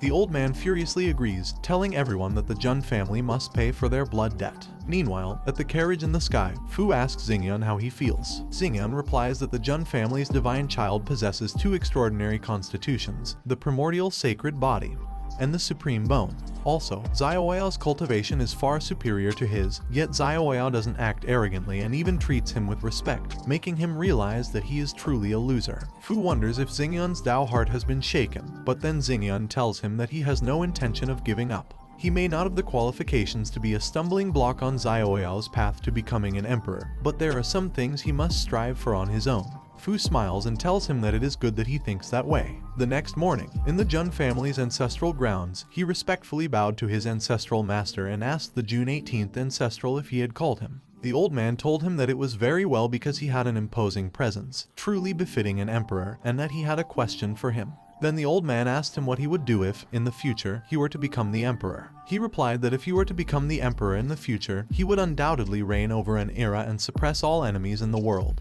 defeating every foe of the age. However, if that was all, it would be too boring because every emperor from ancient times to the present has been able to achieve it. The old man stared at him in silence, and he continued by saying that if he became the emperor, he would create an era that would shake the past and astonish the present.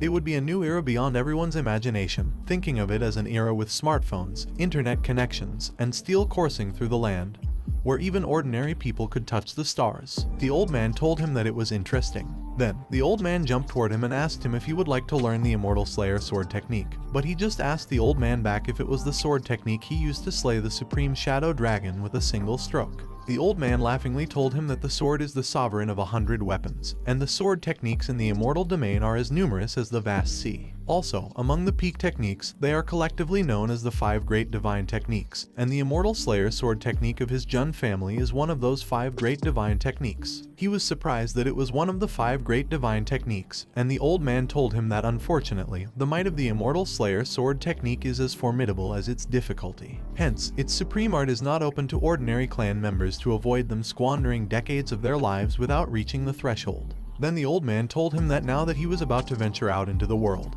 he bestows upon him that trump card, making him thank his ancestors. The old man explained to him that the Immortal Slayer sword technique consists of only 3 forms. The first form is Zion Yun or Immortal Falling, which is a sword of physicality targeting the corporeal body. The second form is Zion Mai or Immortal Annihilation, which is a sword of the soul targeting the divine palace and the spirit. The final form is Lu Zion or Slaying Immortals, which is a sword of the union of spirit and flesh, the very one he used to slay the supreme shadow dragon. Then the old man told him that once he has learned the first form, he can officially venture out into the world. But from then on, he must solve his own problems because he cannot always rely on an old man supporting him from behind, to which he replied that he understands. 3 months later, in the Heavenly Emperor's palace warehouse, a man asked his friend if he had completed the inventory and classification of the gifts for the Divine Child's 10th birthday celebration. The man replied yes and told his friend that it was no wonder that Linglong had a sharp mind, and without her, they might have spent half a year on that task. The man agreed and told his friend that Linglong, rather than being the Divine Child's maidservant, was more like being the steward. On the other hand, Linglong looked at the message for her and read that her friend had a request from her. Then, her friend tells her that her father is seriously ill and unable to attend the Divine Child's 10th birthday celebration. As a member of the Jun family, she earnestly requests the gift of an elixir of immortality to save their nation's ruler and the countless citizens. She also told her that the Vermilion Bird Ancient Kingdom is willing to offer a position as Prime Minister in return.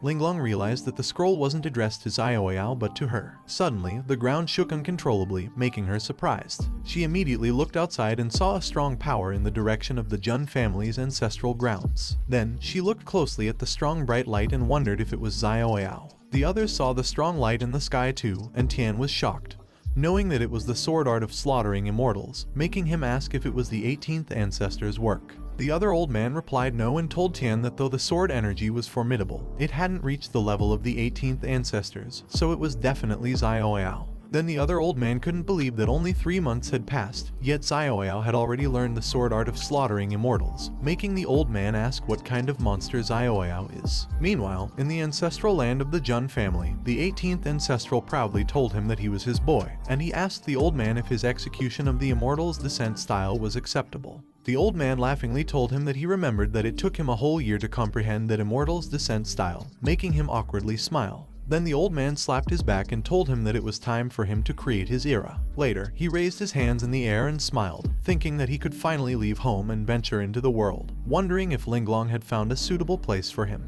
Then he remembered that he needed to bid farewell to his grandfather, but Tian appeared next to him and asked him if he was looking for him. He asked his grandfather how come he was as elusive as Linglong, and Tian told him that it was nonsense. Then, he asked him how he could not come and check on him with all the commotion he caused at the ancestral land and if he had learned the sword art of slaughtering immortals. He proudly replied that he barely learned it and he just learned the first move. Tian told him that he was quite a little prodigy, growing up under his nose, and he didn't even notice the hidden genius in him. He replied that he found out about it himself quite recently, and it goes to show that his eldest grandson is a hidden treasure, one who becomes stronger when faced with challenges. Tian seriously told him that he didn't come there to listen to his banter and that he was there to remind him that he possesses 2 top-tier constitutions, which means he needs to invest double the effort in cultivation, especially the ancient holy body worship that manifested when he was born, and it also contains 5 unawakened phenomena. Then Tian explained to him that those 5 phenomena will require his own comprehension to activate, but he knows a place where he can accelerate the understanding of the second holy body phenomenon, which makes him surprised. Then he sweetly tells Tian to tell him, making Tian wonder why that scene feels so familiar. Tian pushed him back while telling him to stop nauseating him there and asked if he had heard of the Panwu Divine Dynasty. He asked Tian back if isn't the Panwu Divine Dynasty one of the top immortal dynasties, and Tian replied yes. Then, he explained to him that the founder of the Panwu Divine Dynasty was the Panwu Emperor, but it was not important because his Jun family also produced the abandoned Heaven Emperor, and the crucial point is the rumor that the Panwu Emperor possessed an ancient holy body. Tian also tells him that there are legends that deep within the Panwu Divine Dynasty's imperial palace, there is a Panwu shrine, possibly related to the Panwu Emperor. He asked Tian if the Panwu Divine Dynasty would easily allow outsiders into their secret place. Tian excitedly replied that nothing is absolute, and he was just letting him know that there is that option, so if it's really not possible, he can forcefully enter for the sake of his future, making him realize that the Jun family's domineering style is indeed passed down through the generations. Then he tells Tian that he'll keep it in mind, good, and he'll find an opportunity to visit the Panwu Shrine. Suddenly, the system pops up, congratulating him on his new sign and location. He walks around, thinking that currently there are 2 activated sign-in points, the Supreme Unisex Hidden Treasure and the Panwu Shrine. And he knows that both of those places aren't places they can just go to on a whim. Then he noticed someone and saw Linglong sitting. He happily asked her if she was not waiting for him, and she replied that she was his attendant, and she should be waiting there. He shakes and tells her that she makes him feel anxious when she does that, so if she has something to say, she should just say it. She becomes silent for a moment and hands over the letter to him. Then she bowed in front of him while telling him that she did have a request. He asked her if he hadn't mentioned that he didn't like her all kneeling like it. Then he grabs the message and reads it in front of her. Then he tells her that he does have no shortage of that stuff, so giving her one wouldn't hurt. Then the system once again pops up to congratulate him for his new sign and location and asks him to sign in at the Vermilion Bird Ancient Kingdom's palace. Meanwhile, in Fire Prefecture, the ancient Vermilion Bird Kingdom, at the Imperial City, the man in bed coughed continuously in pain. The ancient Vermilion Bird Kingdom monarch told the lady named Yor not to force the elixir of immortality on him and not to make herself suffer any further for it. However, she told her father to rest assured because there is already progress, and the ancient Vermilion Bird Kingdom princess, Bai Yor, swore to her father that she would definitely cure him. The maid informed the monarch that the crown prince of the Azure Dragon Kingdom was waiting in the side hall, but the monarch, coughing in pain, shouted that the crown prince is a scoundrel and ordered his people to kick him out. Yor begged her father not to get angry and assured him that she would handle it. Then, Yor walked out of the room to meet the crown prince. She bowed to apologize for her remiss in her greetings and told him that it had been many days since they last met. The crown prince asked her why they needed to be so distant between them, and the Azure Dragon Kingdom crown prince, Xiao Chen, told her that it was just a few days apart, but she looked much haggard. She appreciated his concern, and he assured her that on the day of their grand wedding, the Azure Dragon Kingdom would present the elixir of immortality as a betrothal gift. She smiled and expressed her gratitude, hoping that Chen is truly as generous as he says. A moment later, she walked away with her maid, cussing and shouting that their monarch clearly got poisoned during his exploration of the secret realm with the Azure Dragon monarch, and they were using that as leverage to demand a marriage alliance from her. The maid furiously asked where Chen gets the nerve to feign deep affection in front of her. Yor called her maid Aju to order her to keep quiet, reminding her that even the walls have ears, let alone in that open space. Aju told her that she just can't help but feel sorry for her. Yor sighed and continued walking, thinking that if they really form an alliance with the Azure Dragon Kingdom, the Vermilion Bird Kingdom will be completely at a disadvantage, and their ancestral legacy will eventually be swallowed up by the Azure Dragon Kingdom, making her wonder if there's no other way. Suddenly, a man shoutingly called her, telling her that it was urgent news. The man panted in exhaustion and reported to her that a letter from the Jun family had arrived, making her stunned in surprise. Then she ordered the man to quickly bring it to her, to which the man complied. She opened it and excitedly shouted that it was a reply from Linglong and that her father could be saved. Meanwhile, in the Jun family, a palace of the Heavenly Emperor, he was looking and picking at something. He thought that he should choose the one he picked earlier while Hua Granny, the guardian of the Jun Linglong lineage, asked Linglong what Xiaoyao was doing. Linglong replied that Xiaoyao was probably selecting a mount for his journey to the Fire Prefecture. Hua Granny told her that as a deity, Xiaoyao should be riding the 9-dragon carriage and asked her why Xiaoyao was choosing among those exotic beasts. She replied that Xiaoyao didn't want to draw too much attention, not because he was afraid of causing trouble. But when Yor talked about repaying with national allegiance, she meant she'd submit to him and become his personal vassal, to which Linglong replied yes. Then she explained to Hua Granny that behind every Jun family member's ranking, they have their own vassal forces, and even the 10th ranked Junjan Jian has the ancient sword secret obedient to him. So, although the Vermilion Bird Kingdom's power has waned in recent years, a starving camel is still bigger than a horse, and the princess carries the Vermilion Bird Divine Fire, making her a prodigy in the younger generation. He teasingly asked Linglong if she is not just interceding for the sisters, making her stunned in disbelief for a second.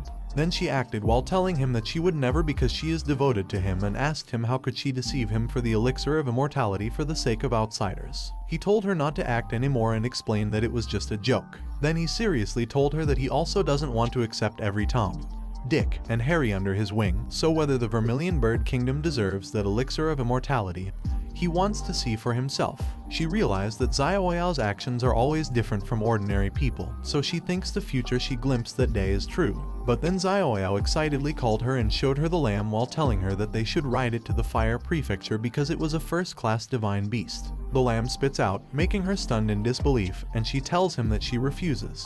A moment later, she tells him that there is one more thing that requires his decision before setting out, and asks if he has time. He asks her what is up while excitedly riding the lamb. She replied that it was Lan Qingya and reported to him that she temporarily confined Qingya in the dungeon, and the clan elder instructed that he handle that matter. He tells her that it is the noisy little girl and asks her what she thinks he should do with Qingya. She replies that if he colludes with foreigners and brings harm to his family, he will be punished according to the clan rules. He asks her if it was crucifixion, and she replies that he is correct. Then, she explains to him that crucifixion involves securing the limbs of the guilty to wooden stakes and exposing them to sunlight until they wither. He thinks that the method of torture, whether by rotation or other means, varies among different cultures. Then he orders Linglong to get a pen and paper, making her confused, and she thinks it is for serious business because he calls her by her name normally. He asks why worry about the emperor not coming out if they have him in their family and tells her that it was a quote from the future emperor. He tells her to write that in the future, it must be assigned for every school-age child to memorize the entire text, and they should remember that for troublemakers like Lan Qingya who jump into foolish actions right away. Article 1 of the quotes of the Emperor Junshin, to kill without teaching is considered cruel, making her surprised. Meanwhile, in Jun's dungeon, Qingya was inside the cell, and someone appeared in front of her, making her say that she finally arrived. Qingya tells Linglong that she has only one request, and it is to give her a good break. She tells Qingya that she was just there to convey Xiaoyao's punishment to her. Then she tells Qingya that she colluded with foreigners to bring calamity to the royal family, so Xiaoyao punishes her to kneel outside the Heavenly Emperor's palace for a year, reflecting on her actions. During that year, she must not leave, regardless of what she encounters. After 1 year, when grievances are settled, she will be expelled from the Jun family, and they will not trouble her again. But if she still harbors resentment towards Xiaoyao, she may choose to cultivate and challenge him on her own terms because he will not refute challenges from anyone. If she persists in not repenting and continues colluding with foreigners against the royal family, then Xiaoyao will crush any forces she colludes with and then personally kill her. On the other hand, Zhuang Jian asked Zhu Wang if Xiaoyao had any specific grievances against him in that matter, and Zhu Wang replied that Xiaoyao probably hadn't even paid attention to the past when he offended him. Then Zhuang Jian asked why he bothers dwelling on it, making Zhuang Jian silent. On the other hand, Tian tells the elder that Xiaoyao is indeed too soft-hearted. But the elder replies that rather than saying Xiaoyao is soft-hearted, it's more accurate to say that in that era of dominance, Xiaoyao seeks the benevolent path that commands the allegiance of the people. Tian agreed that the righteous path is indeed more challenging than the tyrannical one and asked how many can truly gain the allegiance of all the people in that world. The next day, Juk Ancient Kingdom, Royal Palace. Yuer excitedly called Linglong, and Linglong smilingly met Yuer. Yuer tells her that in the end, she still relies on sister men are utterly unreliable. But Linglong just tells Yuer not to lift her up and that there is the Kirin elixir, but it is not in her hand. Yuer asked her what the meaning of it is, and she replied that her lord said he wanted to see with his own eyes whether that country was worth him bringing the elixir, so he didn't come with her. Yuer couldn't believe that there was someone she called her lord and asked her what kind of extraordinary individual could willingly captivate someone as proud as her, but she just awkwardly replied that she'd know it once she saw it. Meanwhile, in the imperial city, a certain restaurant. Someone poured him tea, and he said that it was good tea, but he thinks it would be even better without those noisy guys while he was looking at the man lifting the waiter by the neck, asking the waiter if he was deaf. He reminded him that he asked for the best food and drinks there, yet he was trying to satisfy them with that kind of stuff. Then the man asked the struggling waiter if he didn't know who they were. The man informs the waiter that due to him, the mood of their companions has worsened. However, the waiter can't respond and gradually runs out of breath. Fortunately, one of the man's companions grabs his arm. The man then asks the Suzaku envoy if he wants to join in spoiling the fun of the brothers. The Suzaku man replies that he just feels the Azure Dragon envoy shouldn't get angry over such trivial matters. Since the food at that restaurant didn't meet his taste, they should look for an even better one. The man releases the waiter and informs him that, for the sake of the face given by the Suzaku envoy, he'll spare him this time. The man turns around to leave, shouting that the food tasted so bad in that restaurant that it's better to shut it down. Meanwhile, Xiaoyao is busy eating his fried chicken, thinking that even a wild boar wouldn't appreciate the subtlety of that brand, and is surprisingly ignorant of savoring such exquisite flavors. He believes the man should take a Bigu pill. The Suzaku man asks the waiter if he's okay, and the waiter replies that he is fine. The man gives the waiter some gold coins and advises him to be patient, assuring that it will pass. The waiter respectfully bows to the man, swearing that they will endure, silently observing the scene in front of him. Later, the waiter arrives with his food and informs him that his additional large portion of grilled lamb chops has arrived. He asks the waiter about the identity of those people earlier and whether their ruler doesn't care about someone acting arrogantly in the imperial capital. The waiter explains that he might be unaware, but in the past few years, their ruler explored the secret realm with the ruler of the Qinglong Kingdom. Unfortunately, they were injured by the ancient demonic beast, the 9 venomous serpent demon. Since then, suffering from severe poison, their ruler has been bedridden, and only the Killin's life-saving elixir can cure that ailment. Coincidentally, the ruler of the Qinglong Kingdom possesses a plant of the immortality herb, and promised to gift his medicine to their country on the condition that their princess marries into their kingdom. The waiter also mentions that the people from earlier are under the command of the crown prince of the ancient Qinglong Kingdom. He perceives the situation as desperate and informs the man that for a cultivator, the Qilin immortality elixir is a rare and precious treasure, even with little stock in the supreme orthodoxy or the immortal power. He then questions the waiter about whether the lord of the Qinglong Kingdom is genuinely willing to give it up. The waiter replies that no one knows, and the Qinglong envoys have been bullying men and women every day since they arrived in the imperial capital. However, as long as they remember that even the princess endures hardships, they'll find a way to endure as well. He observes the waiter's great respect for the princess, and the waiter explains that the princess bears the vermilion bird's divine fire. He thinks among the 3,000 physiques, the vermilion bird divine fire doesn't seem to stand out, and the waiter tells him that it seems he is a traveler from a distant land visiting the vermilion bird ancient nation. The waiter introduces themselves as the people of the sacred vermilion bird and explains that the vermilion bird, born in fierce flames, perishes in soaring flames. As long as the divine fire stays, the vermilion bird stays strong. Therefore, their princess is a symbol of faith for them, the Vermilion Bird's people, to which he replies that he understands. Later, in the Vermilion Bird ancient country princess's sleeping palace, he walks toward it, and the guard sees him coming. The guard shouts at him to stop, asking who he is and how he appeared in their princess's sleeping palace. He just smiles at them and walks past them quickly. The guards immediately look back in panic, and one of them shouts to his companion to come quickly because there is an assassin. The guards run toward him, surrounding him and ordering him to state his name. He calmly replies that he is from Huangju Jun's family, Jun Zioao. The guard is surprised to hear that he is from the Jun family, but one of the guards shouts at him that even if he is a noble guest of the Jun family, he cannot intrude into the sleeping palace of their princess. He thinks the guard is quite brave. Suddenly, Yura shouts at the guards, calling them a bunch of idiots and ordering them to stop immediately. She thinks it is over and remembers that she sensed the aura and rushed over immediately but still couldn't make it in time.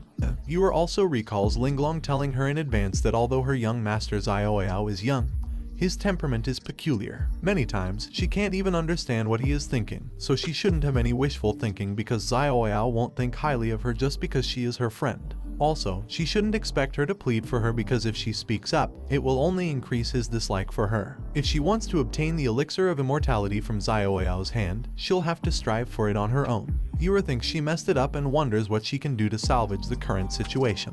She positions her hands and tells him that she was unaware of the distinguished guest's arrival, apologizing for not welcoming him from afar. She also mentions that the actions of her subordinates colliding with the esteemed guest reflected her inadequate supervision of them, asking for forgiveness. He looks at Yura from afar, wondering if she is Linglong's good friend and if she is trying to take responsibility upon herself. He tells her that he presumes she is the princess of the Vermilion Bird Ancient Kingdom, so she should know why he has come. However, she didn't inform her subordinate in advance, which makes him think that his arrival is not welcome.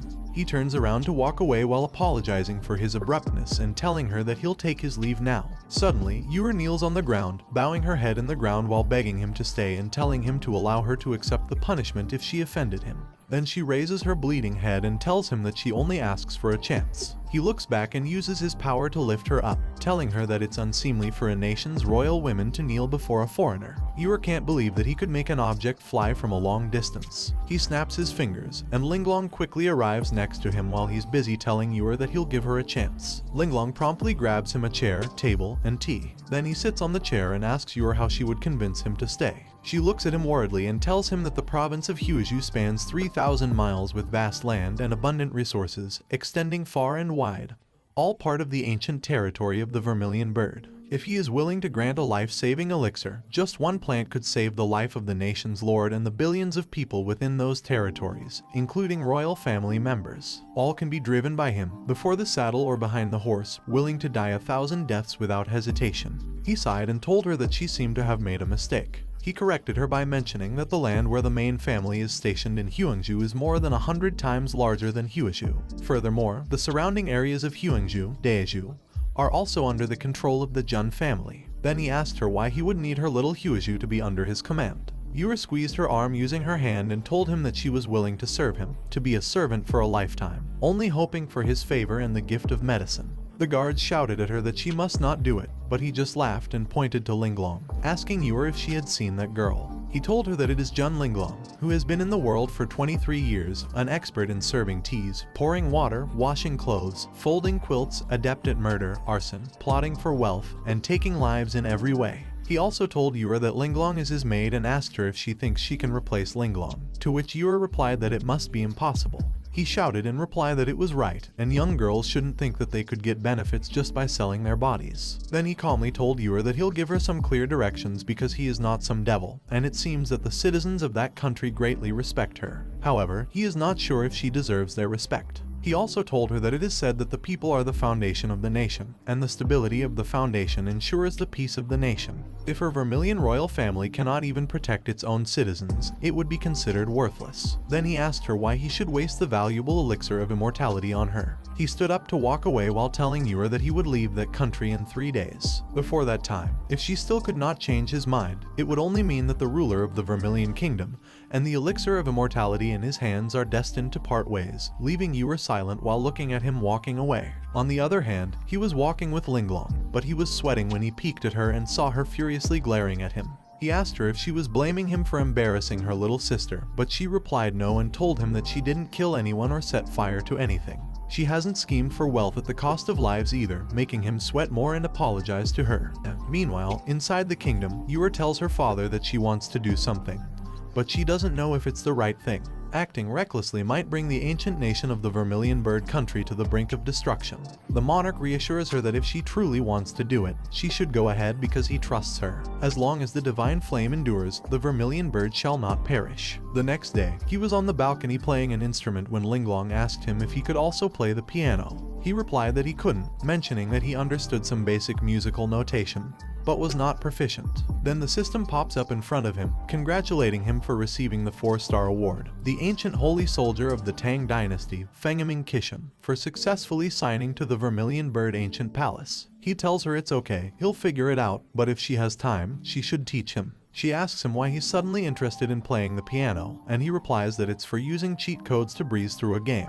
Not only does he want to learn the piano, but he also wants to learn to dance. If he has the chance, he'd also like to become a carpenter or a blacksmith. Then, he'll figure out a way to create a computer and develop electronic games, making Linglong think that he's saying strange things she can't understand again. He asks her what her good friend would do to try and change his mind. She replies that she doesn't know, but Yura's personality is far more flamboyant than what she currently displays. Suddenly, someone tells them that indeed, Yura is quite flamboyant, and they are surprised to see that it is Granny Hua. Granny Hua tells Linglong that just now, her friend Yura took a confederation letter and went to see the eldest prince of the Azure Dragon Ancient Kingdom.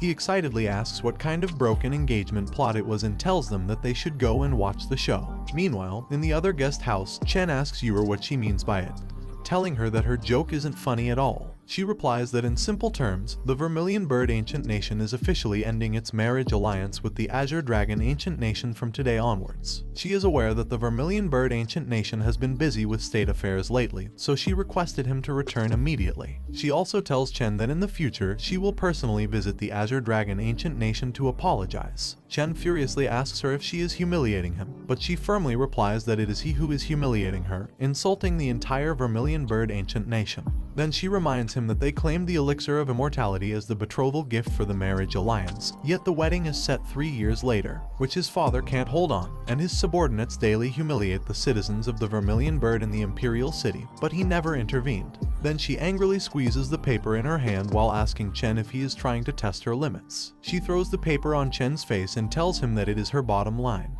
Chen furiously tells her that having support makes a difference, and he hears that a young man in white recently intruded into his palace, then swaggered out through the main gate, which made him presume that it was her little lover. She just turned into another man's plaything, nothing more, selling herself for the elixir of immortality, and willing to demean, which is indeed not qualified to enter the gates of his Azure Dragon nation. The both of them are silent for a moment, staring at each other, and Xiaoyao, who was eating invisibly, thinks that Chen's brainstorming ability is a bit strong. Then he wonders how Yor would respond to it. She tells Chen that she initially thought he was just a bit refined, but now she confirms that he is quite a scoundrel. Now she genuinely feels, from the bottom of her heart, that he is quite pitiful. Chen furiously asks her what she says. She firmly tells Chen that he can only rely on imagination and insults to salvage his pitiful self-esteem, and as a man, he is pitiful and pathetic. Chen furiously swings his hand, telling her to shut up, and attacks her with it, calling her a derogatory term. Yor gets hit in the stomach, pushed back, and slammed into the wall hard. Chen realizes that he couldn't resist it, but Xiaoyao just peacefully eats while watching them, and Yor is bleeding continuously. Chen realized that she neither defended herself nor dodged his attack, making him wonder what she meant by it. She silently moved, while Xiaoyao wondered if that hit shattered all of Yor's internal organs. However, Xiaoyao was surprised when he saw Yor releasing flame and standing up as if Chen's attack was nothing. She calmly told Chen that with that blow from him, the debt between their countries was now settled, and he was no longer welcome there. He should leave, making Chen angrier and launching another attack toward her. She calmly released her flame to counterattack, but then someone blocked Chen's attack, causing a loud explosion that surprised them both. Xiaoyao was holding Chen's hand while telling Yor that he liked her response and she had convinced him, making Yor excitedly thank him. Chen asked him who he was, and he playfully replied that he was a passing lover who happened to be passing by there. Then, teasingly, he asked Chen if he was surprised. Chen furiously called them a couple of derogatory terms and attacked him with an Azure Dragon breaking the Sky Fist, but he simply blocked it with his hands. Then he told Chen that he felt a bit annoyed when he saw the Dragon Clan now and attacked Chen with his dragon cutting hand. Chen was surprised and pushed out of the house, coughing blood in pain. Yor couldn't believe that Xiaoyao threw Chen away with just one slap and asked Linglong about Xiaoyao's current cultivation level because Chen is considered a prominent genius in the renowned Four Symbols ancient country. But Chen was unexpectedly handled so easily. Linglong replied that Xiaoyao is currently in the God Bridge realm, a later stage. Yor remembered the cultivation realms. First is the fleshy body realm, second is the divine hidden realm, third is spirit sea realm, fourth is the divine priest realm, fifth is the true spirit realm, and lastly is the God Bridge realm. She was surprised and asked if Xiaoyao isn't directly surpassing two major realms. Yor shoutedly asked Linglong how old Xiaoyao is, and Linglong replied that Xiaoyao is only 10 years old but looks quite mature for his age, making Yor exclaim that the world is truly marvelous. On the other hand, Chen slaps the ground and slowly stood up, cursing Xiaoyao in anger. Then Chen throws his coat, shoutingly telling him not to underestimate him. Chen wrapped his hands around his body, releasing a strong thunder. Then Chen released his Divine Palace for Divine Palace 6th level, but Xiaoyao just smiled, knowing that it was infused with dragon energy and thought that some good fortune was at play. Chen called him a brat and ordered him to kneel down while showing him the Azure Dragon Heavenly Seal technique, but he teasingly asked Chen if he deserved it. Then he gathered some of his power in his hand and released his True Dragon Entrapment technique. His dragon easily broke Chen's dragon seal into pieces, descended, and flew straight towards Chen, leaving him stunned in surprise and hits Chen, causing a huge explosion. Seconds later, Chen was lying inside the huge hole, wondering what happened and why he fell to the ground. Then he remembers the True Dragon Entrapment in front of him and frustratingly realizes that he completely lost to Xiaoyao. Chen looks at him, staring, and becomes angrier, knowing the meaning of his gaze. He jumps out of the hole to attack, shouting for him not to show mercy. He furrows his brow because of Chen's ignorance and puts his fingers down. A lot of equipment flies around Chen, and he rolls his hand to attack Chen with them. Yor shouts, begging him to show mercy, making him peek back in surprise. Chen opens his eyes wider in disbelief. Yor tells him that Chen's death in Vermilion Palace might cause some trouble and asks him if he can throw Chen out and then beat him. Chen furiously calls her a bitch, but he tells Yor that it was a good idea. He grabs Chen using his telekinesis and lifts Chen up in mid-sky. Chen shakes in pain and can't believe that he has telekinesis. He closes his fist and pulls it backward, making the dragon inside Chen come out forcefully. Then he grabs the dragon aura and teasingly asks Chen if it was the dragon aura he was so proud of.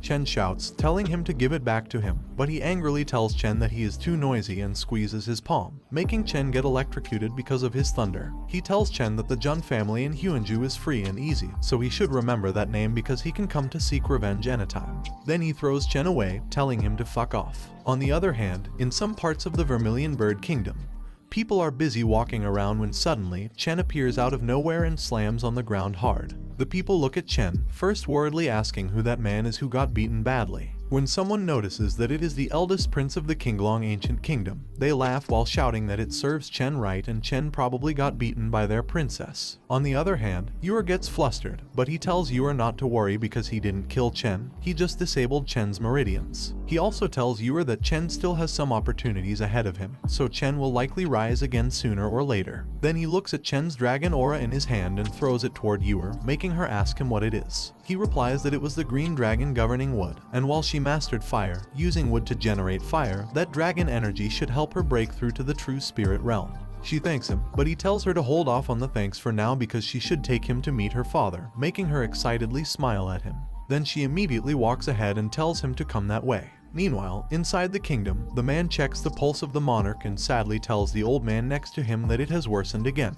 If the Killen's immortality elixir is not found soon, the monarch could be gone. The monarch tells the minister to prepare to draft a decree transferring the throne to his princess, Yue, making the minister call the monarch in sadness. Suddenly, Yue calls her father excitedly and tells her father that his illness can be cured. The man helps the monarch sit up and is surprised to see someone with Yue. He asks Yue who the person standing behind her is, and she replies that he is the young master Jun Zioyao of the Jun family. The monarch is shocked to hear it and remembers that some time ago, someone from the Jun family bravely registered the Supreme Ghost Dragon, that sovereign of the Zeroth sequence, making him not expect Zioyao to come in person. The monarch tells Yue to help him up because he can be so disrespectful when a noble guest arrives, but Zioyao tells the monarch that he doesn't have to do it, and they should skip those formalities. Then he summons something in his hand and shows elixirs while telling the monarch that the princess of his esteemed country has passed his test, so he will keep his promise and gift him an immortal elixir. The monarch knows that every emergence of the immortality elixirs stirs up ripples in the vast desolate and immortal realm, making him unable to believe that Zioyao casually produced 4 elixirs. It makes him wonder if it's the profound heritage of an ancient and venerable family. He tells the monarch that if he accepts that immortality elixir, he must also keep his promise that the Vermilion Bird ancient nation will submit to him and become a vassal state under his personal dominion. The monarch looks at him in silence for a moment, looks down, and calls Yue, who is at his side, in approval, to which she nods her head. Then the monarch kneels in front of him and respectfully tells him that the Vermilion Bird ancient nation is willing to pledge loyalty to him. Even if they have to go through fire and water, they would not hesitate, to which he replies that it is excellent. On the other hand, Chen was walking while dragging his feet. The people teasingly asked if he wasn't the elder prince of the Azure Dragon ancient kingdom and why he was acting like a dog. Then Chen heard someone telling the others that he heard Chen got divorced, thrown out by the Vermilion Bird princess, and beaten as well. However, the people didn't care because he behaved so arrogantly before. A moment later, Chen arrived at the forest where there were no people around and furiously clenched his teeth in anger. Then Chen punched the tree in front of him and continuously attacked it while repeatedly saying Zioyao's name. Chen broke the tree in half and swore that he'll kill Zioyao. When the tree fell to the ground, he stopped and asked himself what he was doing like an idiot. Suddenly, someone asked Chen if all descendants of his Qinglong ancient nation lacked ambition like him. Chen looked around and shoutingly asked who it was. Then the pendant on his necklace lit up. It lit up around him, and a strong light came out of it, forming into a human. Chen was surprised to see an old man in front of him. The old man asked him if he had already forgotten him. Chen looks at the old man and remembers that the old man was the statue in the center of the Azure Dragon ancient kingdom. The old man tells him that he was the founding ancestor of the ancient nation of Qinglong, the venerable Qinglong sage. Chen respectfully pays his respects to his ancestor. The old man tells him that he awakened several years ago and sensed that he is the current son of destiny for their ancient nation of Qinglong.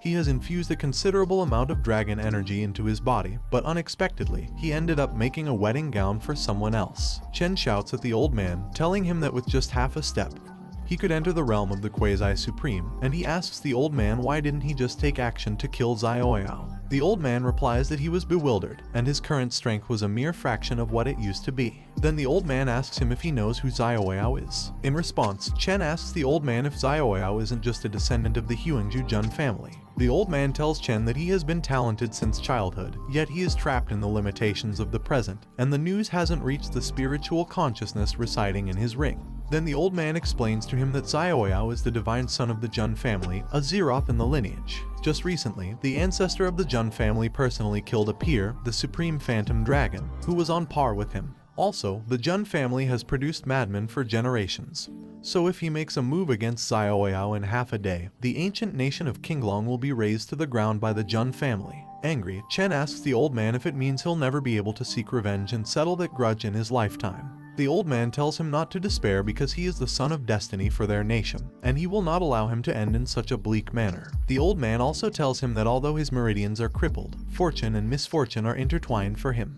He will teach him the quasi-supreme cultivation technique, the Azure Sky Dragon transformation technique. Then the old man swears to him that the Azure Sky Dragon transformation breaking to rebuild and the debt of today's great enmity must be repaid to Xiaoyao 100 times over. A few months later, Xiaoyao was busy meditating. Then a strong power came out of his stomach, which he held and focused on. Yuer tells Linglong that in just a few months, Xiaoyao reached complete mastery of the Divine Bridge realm, which is truly astonishing. Xiaoyao's cultivation speed is commendable. Linglong tells Yuer that in terms of Xiaoyao, the speed is considered slow and thinks that she has spent more time practicing the immortal killing sword technique. A moment later, Xiaoyao opened his eyes and asked them what brought the two of them to look for him. Linglong grabs something in her clothes and tells him that the letter sent to the Jun family is the message sent by Zhuangjian. He wonders for a moment who Zhuangjian is, and then he remembers that it is the young lad with thick eyebrows. Then he asks Linglong why his sword clan brother is looking for him and if there's any particular reason, to which Linglong replies yes. Then he opened the message and read to him that Zhuangjian called him the respected son of God to tell him that in the southern Yuandao province, there are signs of an extraordinary occurrence with the aura of a supreme being permeating the surroundings. If there is no accident, it seems the secret treasure of the Yuan Heavenly Supreme is about to emerge. So he wishes to inform him of that matter and salutes him with his sword. He asks Linglong why Zhuangjian is quite polite to him, and Linglong replies that it seems that because of Lan Qing's incident, Zhuangjian felt that he helped him out, so Zhuangjian wants to repay him. He tells Linglong that since it was the kindness of his clan brother, he will accept it and orders her to prepare the carriage, and he will ride the 9 dragons chariot to the southern Yuandao province, to which Linglong agreed. Then he asked Yuer about the condition of the monarch, and Yuer replied that the monarch had consumed the elixir of immortality, and his health was now stable. Also, at present, the monarch is utilizing the potency of the elixir of immortality in seclusion, attempting to break through the holy realm. He realizes that the sickly monarch turned out to be a quasi-sage, and it was true that a person cannot be judged by their appearance. Then he tells Yuer that it seems that this time she won't be able to accompany him. If she handles the state affairs diligently, there will be plenty of opportunities in the future, so she should remember to maintain a humble heart but not lose her resilient spirit. If there is urgency, she should feel free to send a message to him through Linglong. Also, a person of her lord's free-spirited nature should never tolerate humiliation, to which she respectfully replies yes. Meanwhile, in the 3000 Dao provinces, the state of Kun, an abandoned place where the territory is barren, bandits are rampant, and monsters plunder the sky. A monster opens its wing and flies in midair freely, while Chen is standing on a high stone, looking at the flying monsters. The eldest prince of the ancient Qinglong kingdom, Xiao Chen, stands strong and punches the air with all his force. He then jumps forward toward the flying monster and attacks it with his Azure Dragon's sky-rending grip. He safely lands on the stone and proudly looks at the killed monster behind him. The old man tells him that it is not bad, and in just a few months, he has mastered the Azure Sky Dragon transformation up to the 4th stage. The old man also tells him that he has advanced his cultivation to the mid-stage of the Divine Bridge realm. Chen expresses his gratitude to the old man for his guidance. Suddenly, they hear a speedily horse running and see men chasing someone. The man calls the Lady Beauty and asks her where she is running. Then the creepy old man tells the lady that within the state of Kun, no one can get rid of the Demon Wolf Bandits. The old man tells Chen that the Demon Wolf Bandits in the state of Kun have gained a bit of notoriety recently, and judging by the aura, the leader's cultivation has already reached the Unity realm. Chen tells the old man that at the pinnacle of a divine bridge, spirit and body meld, attaining a harmonious union, possessing such cultivation, yet that man is willingly descending into decadence in that desolate land. On the other hand, the lady is running away, thinking that the men are hateful, and if only she could utilize her cultivation, she wouldn't have been entangled by those annoying troublemakers. The leader of the bandits shouts to the lady that she'd better come home with him honestly. Suddenly, someone jumps toward the bandits' leader and lands in front of the lady. Chen looks at the bandits, while the lady looks at him in surprise and confusion. He calls the bandits a bunch of petty thieves and orders them to leave.